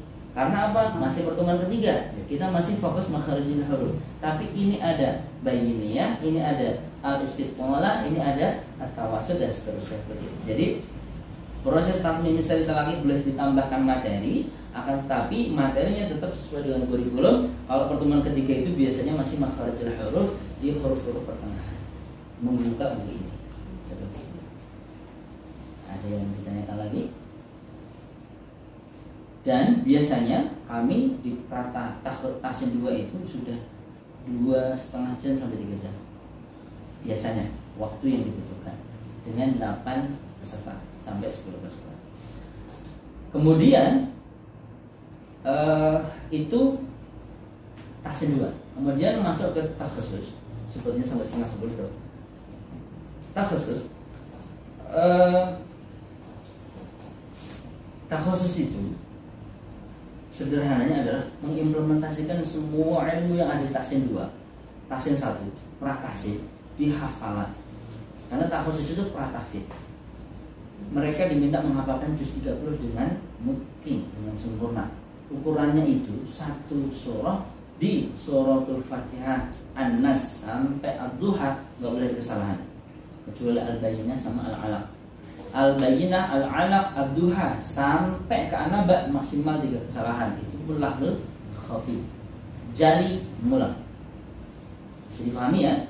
Nah, ini adalah kualitas hafalan di takhusus. Nah, mereka kan menghafal, ya. Mereka ada tasmi' enggak? Ada. Kita tasmi' akan buku gharib ini. Kita misalikan buku gharib ini dan kita talakikan buku gharib ini. Ada 101 bacaan gharib. Nah, setelah ini kita akan ngaji bareng di sini. Gitu kan? Bukan bareng sih, satu persatu. Nah, gharib ini ada 101 bacaan yang menurut Ustaz Ahmad Muzamil, guru kami, sulit. Pada saat beliau menerima setoran para santrinya, ayat-ayat itu seringnya salah. Maka beliau kumpulkan harapannya ketika santrinya sudah menguasai ini, bisa lebih baik bacaannya, bahkan bisa mudah hafalannya. Seperti itu. Nah, jadi saya belum ke syaratnya. Proses pengajiannya adalah sama, dibuka, dimotivasi, buku mutabaah 1 juz 1 hari. Karena memang ini sudah 1 juz 1 hari, sama dengan tahsin 2, tapi nggak ada dispensasi sama sekali. Kemudian mereka kita tasmi' misalnya talakikan ayat-ayat gharibah ini. Ada 101 ayat gharib ini.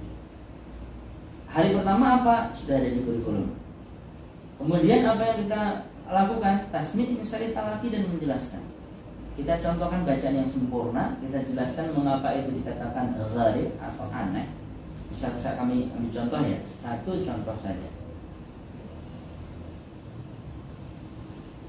Kan gharib itu kan kalau ditulis-tulis di Tuhfatul Atfal misalnya ada 13, nah, sebagian 14.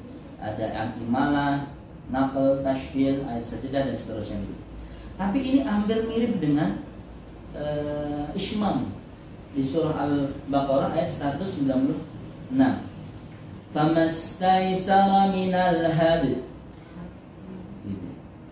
Kalau kita mendengarkan Syekh Musyahir Rashid, famastaisara minal hadi, Hari saya mendapatkan juga hal itu di Ma'had Ali di daerah Bukit Tinggi, pengajar FHQ itu, FHQ Al-Ikhlas itu juga sama seperti itu. Saya sampaikan itu benar, pertahankan, tapi hujahnya kita samakan. Hujahnya sama, mengkolkolahkan huruf dal dan menghadirkan ya, itu kan, ya yang terwakaf. Itu. Sebagian peserta yang salah kan membaca minal hadi, itu kan kayak nakal, menggeser harokatnya ya yang kasar atau dal, sedangkan dal itu sukun. Nah ini kan nggak ada bukan nggak ada. Saya belum menemukan atau belum membaca di kitab yang lain. Yang kitab yang pernah kami baca itu nggak ada penjelasan ini, sehingga Ustaz Muzammil yang barangkali beliau juga belum bertemu referensinya, yang ingin supaya yang ini juga dimasukkan. Kalau Ismam kan membaca harokat dhammah dengan isyarat bibir, ya, surah Yusuf ayat 11 baca manna, kan itu kan. Kalau ini minal hal atau qulil af, ini kan sesuatu yang harus diajarkan, nggak dituliskan di turas-turas, di referensi-referensi klasik, tetapi di Quran itu ada dan kita harus menghadirkan kualitas bacaan yang semestinya. Karena ketika kita hanya berhenti minal hadir, kita nggak mengeluarkan ya-nya. Qulil af, wawunya mana? Seperti itu. Harusnya kita tampakkan kalau kita wakafkan. Kalau wasol beres lah. Kalau wasol kan tinggal baca harokatnya. Kalau wakaf, nah ini sesuatu yang juga hal baru yang kita ingin supaya para santri itu menguasai betul semua hal-hal sulit di sini. Nah, itu proses pembelajarannya. Targetnya apa? Memahami dan menguasai 101 bacaan al-gharib. Artinya betul-betul menguasai itu gini. Ya dia bisa menjelaskan itu. Misal tadi famastaisara minal had, mengkolkolahkan dal dan memberikan haknya huruf ya, yang dia secara harokat munasibah itu kasroh. Ya memang kasroh juga, kebetulan itu hurufnya kasroh. Kalau qulil af itu kan qulil afwa fathah. Apakah qulil af? Enggak. Qulil af hanya monyong. Karena apa? Waqaf. Kok didomahkan karakter huruf aslinya, huruf illah waw domah. Hujah itu kan harus dijelaskan. Kalau enggak paham, apalagi belum pernah belajar bahasa Arab, susah itu. Apalagi huruf illah, apalagi istilah-istilah baru yang mereka barangkali belum pernah membaca. Sehingga salita khusus itu udah mulai kita dorong belajar bahasa Arab bagi yang belum belajar bahasa Arab, dan mereka kita jelaskan hujah mengapa bacaan itu seperti itu. Hujah itu kan argumen. Argumennya dasarnya mengapa kita membaca ayat tersebut dengan bacaan tersebut. Nah, jadi memahami dan menguasai. Dan lulusan takhusus itu boleh mengajarkan tahsin 1. Kualifikasi lulusan takhusus berarti kelas tahfidz itu boleh mengajarkan tahsin 1. Kalau udah mengajarkan tahsin 1 kan memahami dan harus menguasai, bisa menjelaskan. Itu mengapa memang dalam ujiannya itu berbeda. Ujiannya nanti kita akan sama-sama praktekkan. Mampu membaca dengan lancar dan benar. Jumlah presentasi 15. Tilawah hariannya minimal 5 kali khatam dalam 1 semester, akhwat 4 kali khatam. Jadi kalau tahsin 2 masih ada dispensasi 1 bulan. Ikhwan 4 kali khatam, akhwat 3 kali khatam. Kalau takhusus sudah nggak ada dispensasi bagi ikhwan, 5 bulannya 5 kali khatam. Masih di kan kita 1 semester kan 5 bulan 2 pekan tuh. 2 pekannya boleh lah nggak tilawah. Tapi nggak bisa biasanya. Tetap aja harus tilawah. Ini minimal kan itu ya. Minimal 5 kali khatam, ikhwan, akhwat 4 kali khatam. Kalau cerita akhwatnya ibu bisa itu sebulan, sehari bisa 3 juz, 4 juz. Karena apa? Ya pas lagi nggak teratur itu mereka menyiasatnya seperti itu. Kalau istri saya itu memang begitu anak sama bapaknya anak-anak maksudnya tidur, ya udah disitulah dia bisa tilawah. Maka beratnya ummahat akhwat mereka berjuang di FHQ itu sungguh luar biasa. Ini sunnah dan kami kita sampaikan ini sunnah. bukan sunnah dalam arti ini. Membaca Al-Quran itu sunnah. Ini bukan sunnah yang bermakna bahwa Rasulullah menjalankan ini. Barangkali Rasulullah juga dengan caranya, dan itu pun hanya bagi Rasul. Para sahabat barangkali juga nggak seperti ini. Nggak ada asal sahabat. Yang ada adalah para sahabat membaca Al-Quran setiap hari minimal. Kan Ibnu Umar kan, berapa kali saya bisa menyelesaikan bacaan punya Rasulullah 1 bulan. Saya bisa lebih cepat daripada itu 1 pekan. Saya bisa lebih cepat daripada itu 3 hari, jangan lebih cepat daripada itu. Tapi Rasulullah ngomong ke Ibnu Umar. Berbeda Rasulullah ngomong kepada Utsman yang bisa khatam 2 kali dalam sehari.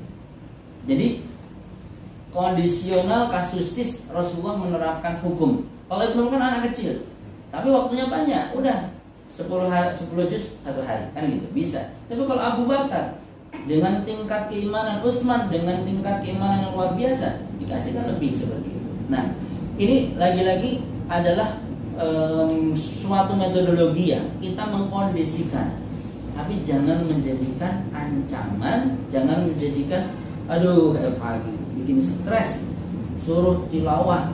Kalau dia nggak siap, nggak apa-apa. Yang penting kan. Tapi besok nggak naik ya sampein. Tapi semester depan nggak naik ya. Iya, saya nggak apa-apa nggak naik. Tapi saya nggak mau tilawah. Saya maunya ketemu Ustaz. Repot gitu juga bisa itu kan. Saya maunya ngaji tak lagi sama Ustaz. Tapi nggak mau tilawah. Yang penting dia ngaji gitu. Saya nggak mau 1 juz, saya pengen 1 halaman. Nggak apa-apa. Tapi semester depan sama saya lagi ya. Atau di level yang sama nggak harus sama-sama. Iya Ustaz. Nggak apa-apa. Jadi gitu ya. Ini kurikulum kita tetapkan dan kita strict tidak merubah kurikulum ini. Karena kurikulum ini akan meluluskan para pengajar. Tapi nggak semua harus pengajar kan. Kan ada abid. Karena dia pengajar yang lain, dia itu pengajar dosen universitas mana, biologi, ekonomi gitu kan. Boleh gitu kan. Dan bagi yang lulus ini pengajar Quran.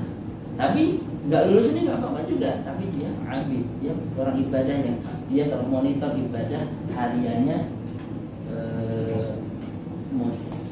Ibadah hariannya itu termonitor. Apakah 1 halaman sehari, 2 halaman sehari, gitu seperti itu. Baik, itu adalah takhusus. Sampai sini ada pertanyaan?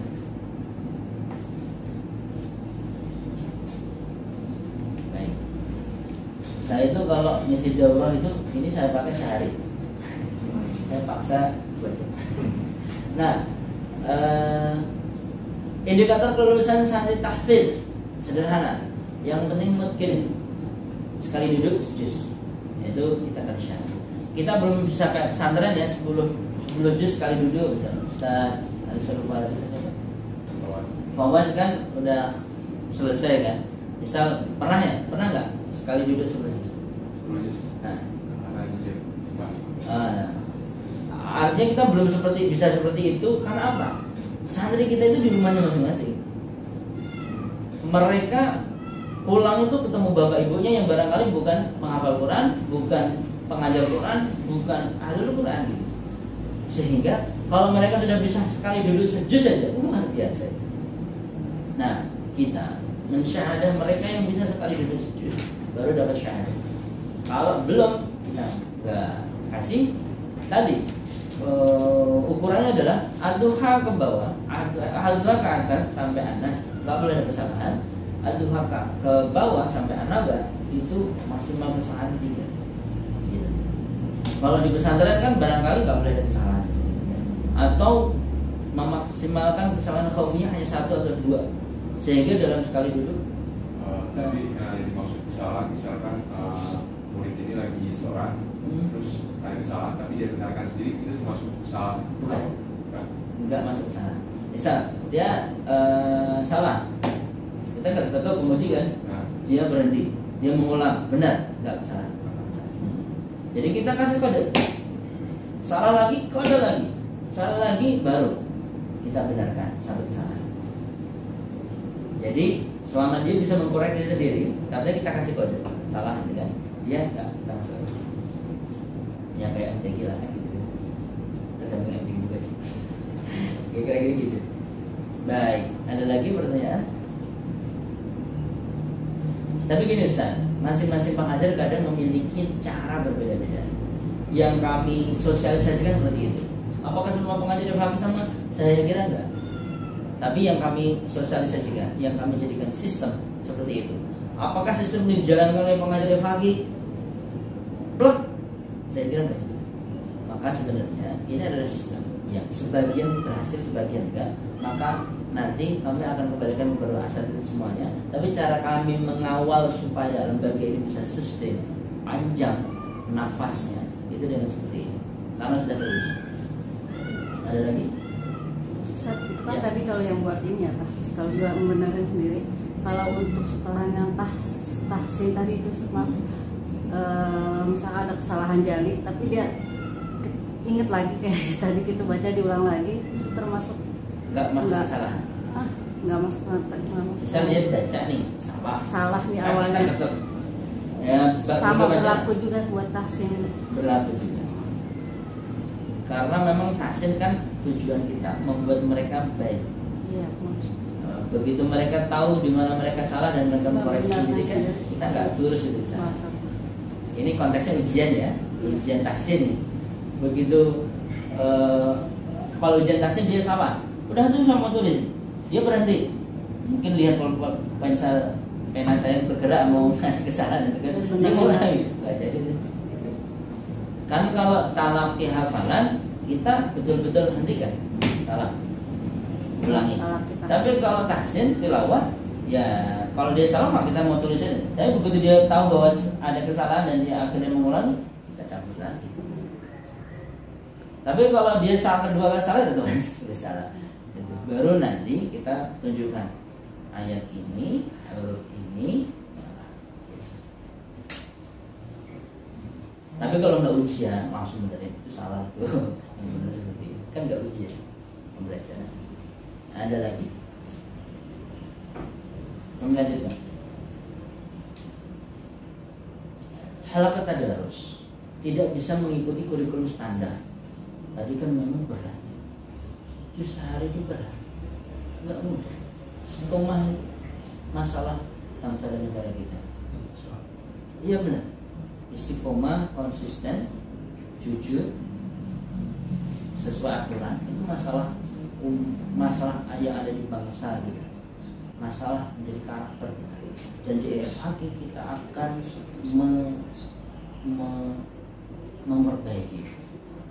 memperbaiki diri kita. Ya gak binafsik, mulai dari diri kita. Gak bisa itu kita mengajak dan meminta santri kita, tapi kitanya gak bisa jadi contoh. Tapi memang ada golongan orang yang memang gak siap untuk menjadi imam di depan. Makmum misalnya mereka mengikuti imam, sehingga gak apa-apa kita sediakan itu. Gak semua kok orang seperti Ali, gak semua orang seperti Abu Bakar, gak semua orang seperti Umar. Sehingga kita berikan ruang itu, ruang untuk mereka berkarya, berbuat. Abu Hurairah itu kan dalam tanda kutip beberapa penjelasan di tarikh itu kan agak berat menghafal. Bahkan itu selalu saya menirukan bebal dalam menghafal. Tapi karena Rasulullah doakan, sehingga menjadi periwayat hadis yang sangat luar biasa banyaknya, karena selalu ikut Rasulullah, kecuali di tempat-tempat yang sangat private.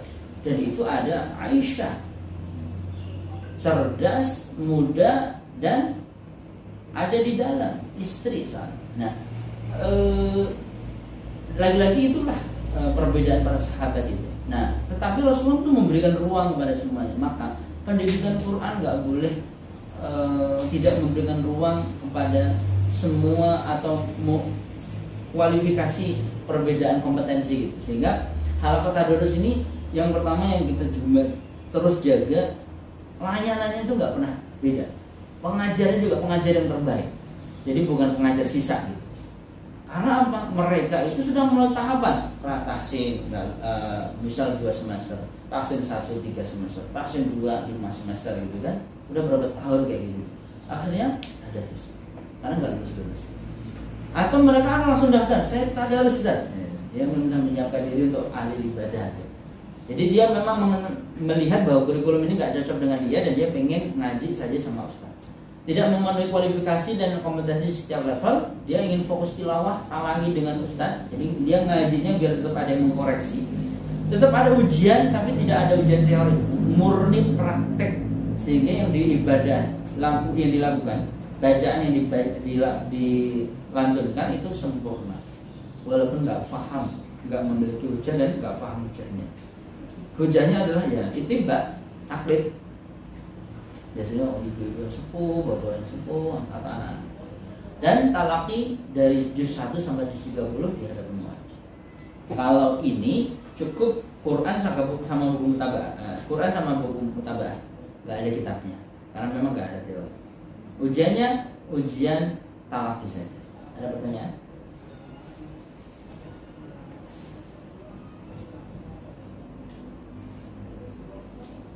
Nah ini dari Pak Dokter boleh bisa dibantu menunjukkan dokumen untuk placement test. Saya ingin langsung menjelaskan placement test. Sekarang kirim dulu ya. Situ belum di-download di situ. Oh baik. Kalau begitu saya ingin memanfaatkan waktu saja. Tapi kita perlu di-download itu ya. Iya. Sambil nanti kalau materi placement test ya. Placement test. Ya. Para sahabat sekalian, dengan memahami ini semuanya, saya berharap dari masing-masing para asatidz sudah siap mengajar tahsin, tahsin 1, tahsin 2, tahsin tahfidz. Oh iya, kalau tahfidz sudah belum? Tahfidz intinya adalah kita memotivasi para santri untuk mereka menghafalkan Al-Quran satu pertemuan itu 1 halaman. Karena kita ada 20 pertemuan, sehingga satu semester itu 1 juz. Kalau ada santri yang sangat cepat, bagus, walaupun di rumah menghafalnya bisa sangat cepat. Misal satu pertemuan itu bisa 1 halaman, 1 lembar gitu, 2 halaman, kasih. Sehingga satu semester itu dia dapat 2 juz. Seperti itu. Tapi lagi-lagi memang kita harus betul-betul bisa merawat ayah santri, jangan sampai putus. Kalau nggak lagi punya hafalan, tetap aja datang. Mereka akan datang kalau kita nggak menyeramkan gitu. Jadi sahabat. Udahlah, nggak punya hafalan nggak apa-apa, ngumpul aja gitu. Jadikan pertemuan itu pertemuan yang menyenangkan gitu. Karena sekali lagi hafalan itu juga sunnah, jangan letakkan menjadi wajib. Dan mereka nggak di pesantren. Gini, saya berbicara akan lain kalau Pak Dr. Hayati, Ustaz buatkan kurikulum rumah Quran. Nah itu beda tuh saya. Mereka kalau sudah disiapkan di kader sebagai penghafal Quran, udah tuh sifatnya akan ada pressure gitu. Wajib. Mereka di situ pagi, siang, malam ketemu situ. Dan kita punya waktu untuk menghibur mereka. Kita punya waktu untuk mereka bermain dengan sepuas-puasnya. Tapi begitu jamnya menghafal, target. Tapi kalau FHQ, saya pakai redaksi ini ya. Kalau FHQ nggak bisa seperti itu. Habis 2 jam mereka pulang. Bisa jadi jalan-jalan ke Senayan City, Plaza Senayan, atau kemana lah yang mereka bisa main gitu. Enak di Plaza Senayan ya. Jadi balik ke Masjid Al-Insan itu. Mereka akan membandingkan, oh enak di sini, ngapain harus mampir di Al-Insan dulu gitu. Tapi kalau di sini ada kehangatan ukhuwah, di sini ada sesuatu yang menjadikan mereka di sini memang bagus tapi kering kantong juga bagaimana. Tapi kalau ke Al-Insan ada kebaikan seperti itu. Kalau udah print boleh di. Tapi sih saya hanya ingin menunjukkan saja Ustaz, kalau Ustaz. Jadi di sini, nah saya tanya dulu, saya mewakili manajemen. Yang bisa hadir hari Ahad besok ya, siapa? Dari para Ustaz semuanya nih. Yang bisa hadir? Nggak bisa. Kalau bisa Ustaz? Jatahnya udah dikasih hari ini. Baik. Kalau besok bisa hadir? Sholat aja. Bisa? Ustaz? Bisa. Oh nggak bisa. Ustaz? Bisa? Nggak bisa. Nggak bisa. Ada ini ada apa? Besok ada peresmian juga. Oh baik. Ustaz? Jam berapa? Jam 8. Jam 8. Udah kita start jam 7. Sampai jam? Paling 10 atau jam 11 maksimal. jam 10:30 itu sudah harus di Kedoya. Oh, berarti Bisa. jam 10 berangkat dari sini bisa saja. Duluan nanti ya. Kalau bisa 10:30. Oh iya, baik. Ustazah bisa? Bisa jam 8? Insya Allah. Baik. Ada satu ustaz, ada dua ustaz, ada satu ustazah. Semoga cukup ya. Nanti mungkin waktunya agak sedikit lebih Nah, banyak. ini bisa bisa. Kan yang Kenapa lain bisa datang? ustazah yang lain bisa bilang yang lain atau Nah, bisa? ustazah yang lain nanti dibantu menjelaskan. Ini sangat sederhana kok. Saya atau bahkan nanti kalau memang membutuhkan, kami bisa jelaskan by phone seperti itu. Tapi, jadi ini adalah kumpulan dari beberapa ayat yang memang kita letakkan, kita susun. Dan ini itu sudah bisa menjadi pedoman untuk kita bisa menilai orang yang membaca ini itu nanti di level mana. Misal ketika kita berikan ini, dia mengeja wal udah peratasin itu. Jadi nggak usah lama-lama. Nggak usah sampai semua. Nggak usah. Satu aja dulu. Ya. Udah lama udah langsung aja Ustaz. Bisa cepet ya. Di. Wah. Ini misalnya udah. Tambah. Kalau dia wal ardi wa ma duha ha, misalnya hanya masih kecampur-campur sama ha, tapi ke bentuk kalimahnya wa asarna bihi lanjutin terus walladzi akhrajal mar'a illa ma sya Allah, misalnya itu kan? Lancar saja. Itu lancar tuh. Kasih tasin satu. Oh, gitu. Karena dia udah tahu. Tapi jangan hentikan di sini. Terus pastikan kita diyakinkan bahwa itu bukan hafalan. Wal yaumil mau wala antum abidu nama a'bud, misal seperti itu kan? Masih berantakan makhrajnya, tapi gak apa-apa, teruskan sampai yakinkan bahwa memang dia gak hafalan, yang dibaca betul-betul kalimat tersebut, kata tersebut, ayatnya betul-betul satu persatu dibaca, dan dia bisa merangkai itu, masukkan tahsin satu. Dan tahsin satu itu spell yang sangat jauh, karena dia akan bisa masuk tahsin 2 kalau dia bisa membaca dengan lancar dan bisa menjelaskan 4 hal tadi: makharijul huruf, sifatul huruf, gunnah dan ma. Jadi misal bacanya bagus, wal ardi wa ma tuhaha fa atharna bihi naq'a walladhi akhrajal mar'a illa ma syaa Allah. Bahkan kita terus uji konsistensinya sampai di ayat ini pun itu dia konsisten bacaannya. Jangan buru-buru tahsin 2. Oke, langsung cek dot makhrajnya di mana? Sisi lidah. Ha makhrajnya di mana? Pangkal lidah. Misal pangkal tenggorokan sebut itu kan. Dan masuk di sifatul huruf, dal sifatnya apa saja? Qalqalah, syiddah dan seterusnya dia bisa menjelaskan. Kemudian ma'bud, ini mat apa? Dia bisa menjelaskan. Mad jaiz munfasil.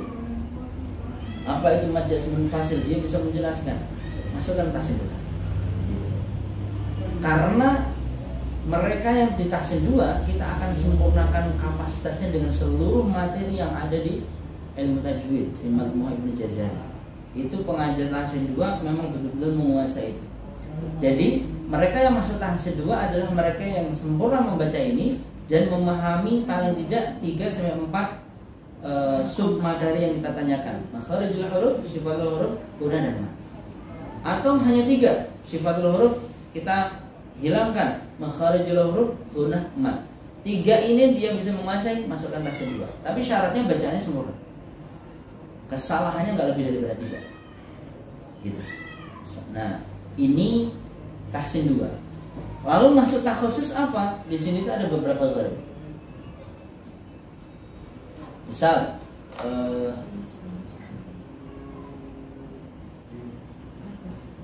misal dia bisa menguraikan kalimat ini. Wajah wahajjahu qaumuhu qala atuhajjunni fillahi wa qad hadan. Misal dia bisa menjelaskan wahajja ini mat apa, terus dia bisa menjelaskan hu ini mat apa. Dia seluruh dari awal sampai akhir ini dia bisa menjelaskan terkait hukum-hukum yang ada di ayat-ayat ini, hukum-hukum yang ada di kalimat yang tersusun di ayat ini. Dia bisa menguraikan dengan baik, maka dia akan kita bisa masukkan di halaqah takhusus. Jadi bacaannya sempurna, dia juga bisa menjelaskan dengan baik satu ayat yang kita pilih untuk diterangkan, untuk dijelaskan. Dia bisa masuk takhusus. Karena apa? Hafalannya yang akan kita challenge. Kan di takhusus menghafal juz 30 dengan sempurna. Misal ditanya, juz 30 udah hafal? Hafal. Juz 29 hafal. Kalau hendak dites, silahkan dites. Tetapi kalau di FHQ, kita batasi semua peserta itu di takhusus. Nggak langsung masuk ke tahfidz, kecuali anak-anak.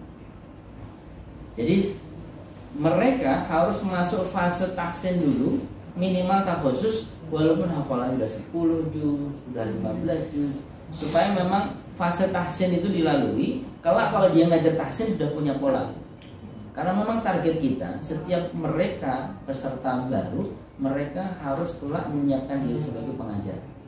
Pola-pola itu harus dilakukan, sehingga kelak ketika dia mengajarkan, dia punya model dan contoh.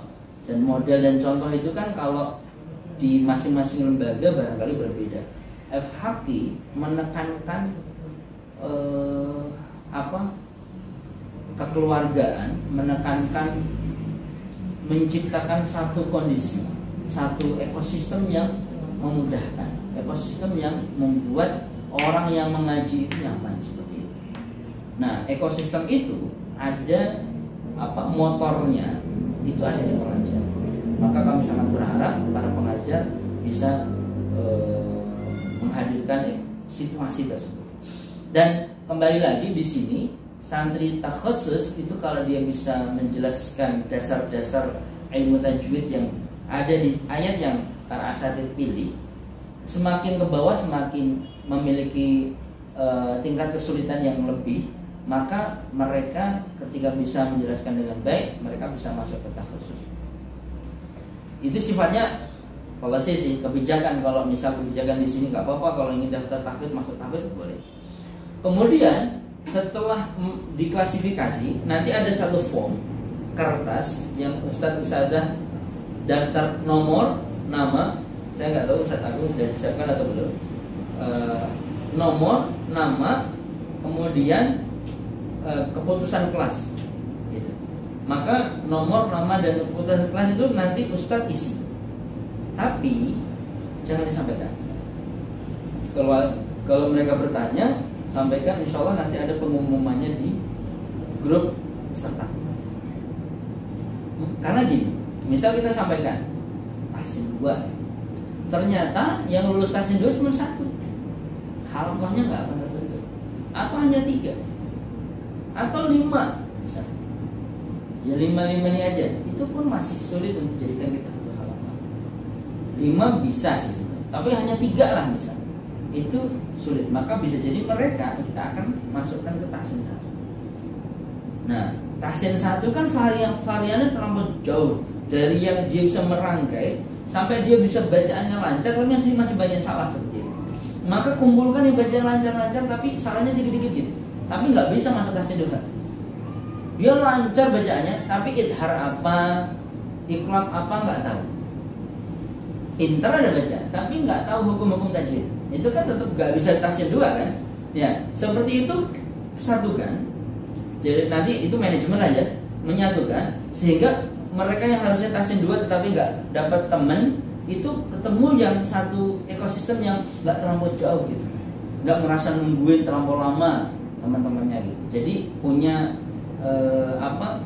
punya halakoh yang memang betul-betul kondusif untuk dia bisa berlari. Yang lambat pun nggak merasa kecepatan karena dia ada teman yang sama-sama lambat. Jadi memang di tahsin 1 ini gapnya memang agak panjang, akan tetapi manajemen atas masukan sang penguji itu harus bisa meletakkan ini sesuai dengan kompetensinya.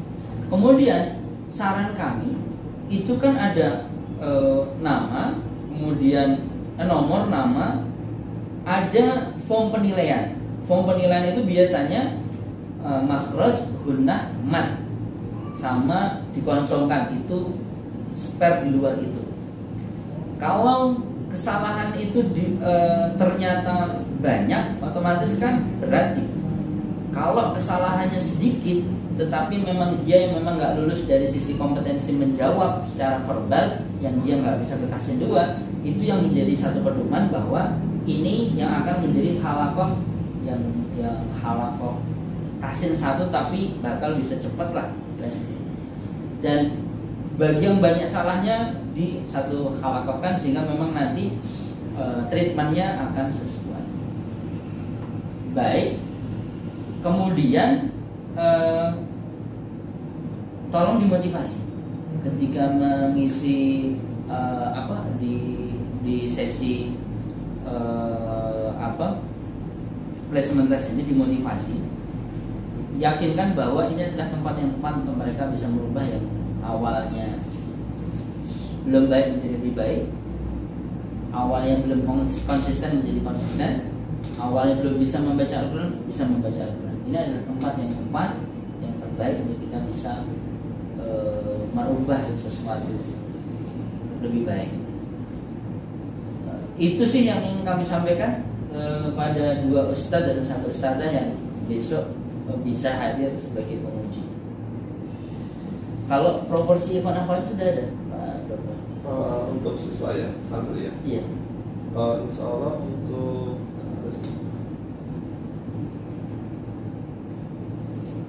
santri totalnya memang ada 52 Ustaz. Proporsinya hampir sama, tapi lebih banyak laki-laki. Lebih banyak 1 orang atau 2 orang. Sama lah. Sama. Berarti harus ada ustazah lagi, biar ustazah. Mbak Arifah ada 1 Ustaz. Jadi ada 2 ya. Sama Mbak Arifah. Ada juga 1 placement test. Waduh, Mbak Arifah sempat kirim form untuk placement test ya. Dan dia berbentuk Excel, Ustaz. Ada beberapa sheet ya, lembar untuk tes untuk anak-anak, dewasa, dan juga ada form penilaian ya? Form penilaian. Iya, berarti pakai itu. Pakai ini aja ya? Iya. Ngujinya pakai itu, nilainya pakai itu. Oh baik, ini kan ada penilaian atas kelancaran. Ini skornya ya 6, 7 atau 8. Iya. Kemudian nanti ada hasil penempatan tes, maka tahsin 1, tahsin 2, khusus, tahfiz. Berarti kita tambahkan 1 lagi tahsin gitu ya? Iya. Iya. Sama tadarus. Sama tadarus. Baiknya ini kelancaran. Ini dewasa, apakah kita bedakan juga? Karena Harusnya ada form penilaian beberapa kolom yang kesalahan ini ada di makhraj, ada di gunnah, ada di mad, atau tafsir tarkik misalnya seperti itu. Jadi ini lebih kayak rekapitulasi seperti itu.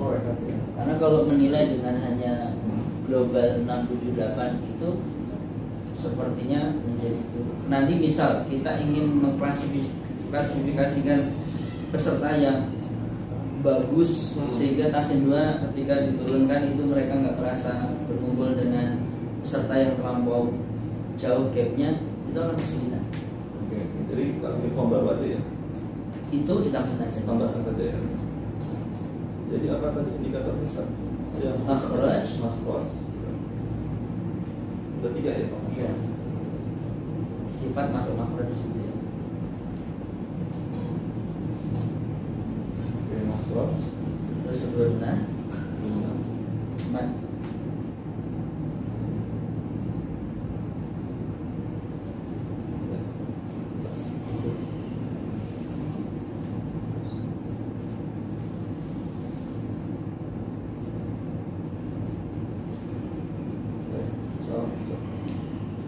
Ini ambil dulu Ya. Kalau memang sudah selesai materi atau tidak bisa dilanjutkan dulu ya. Sebagai kata penutup mungkin ada Ustaz. Setelahnya kita akan berdiskusi aja satu persatu sebagaimana Pak Dokter sampaikan, dan kita udah ada makan siang nih. Sudah. Mungkin setelah selesai makan siang saya kita langsung mulai saja biar lebih cepat saja. Setelah itu Satu-satu ya. satu persatu. Baik, jazakallah khair Ustaz Imam atas materi dan presentasinya tadi. Alhamdulillah banyak sekali kita dapatkan ya para Ustaz semua dan Ustazah. Insyaallah menjadi bekal baik untuk besok yang akan membantu kami untuk placement test maupun juga untuk pada saat kegiatan belajar mengajar. Jadi agenda hari ini, setelah ini kita akan break dulu, sholat dulu berjamaah, dan insyaallah disediakan makan siang Ustaz masuk buat kita semua. Makan siang nanti kita diantar dari, kita punya kantin di sana tapi bisa makan diantarkan ke sini.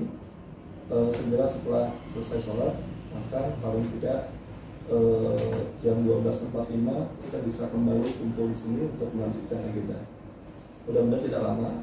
Jadi nanti akan ada sesi interview oleh Ustaz ya, untuk lebih kepada menempatkan Ustaz semua kira-kira bisa untuk membantu di kelas yang mana.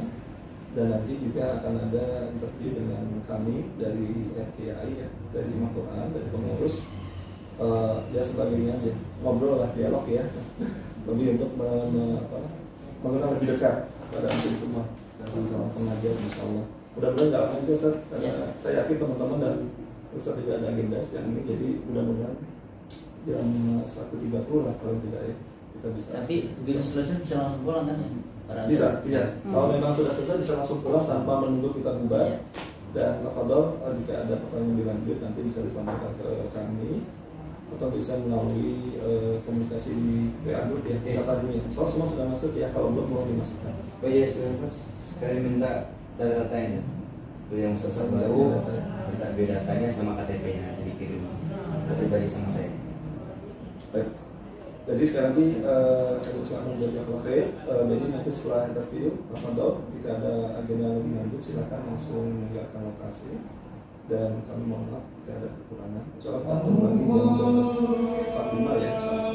Assalamualaikum warahmatullahi wabarakatuh. Waalaikumsalam warahmatullahi wabarakatuh.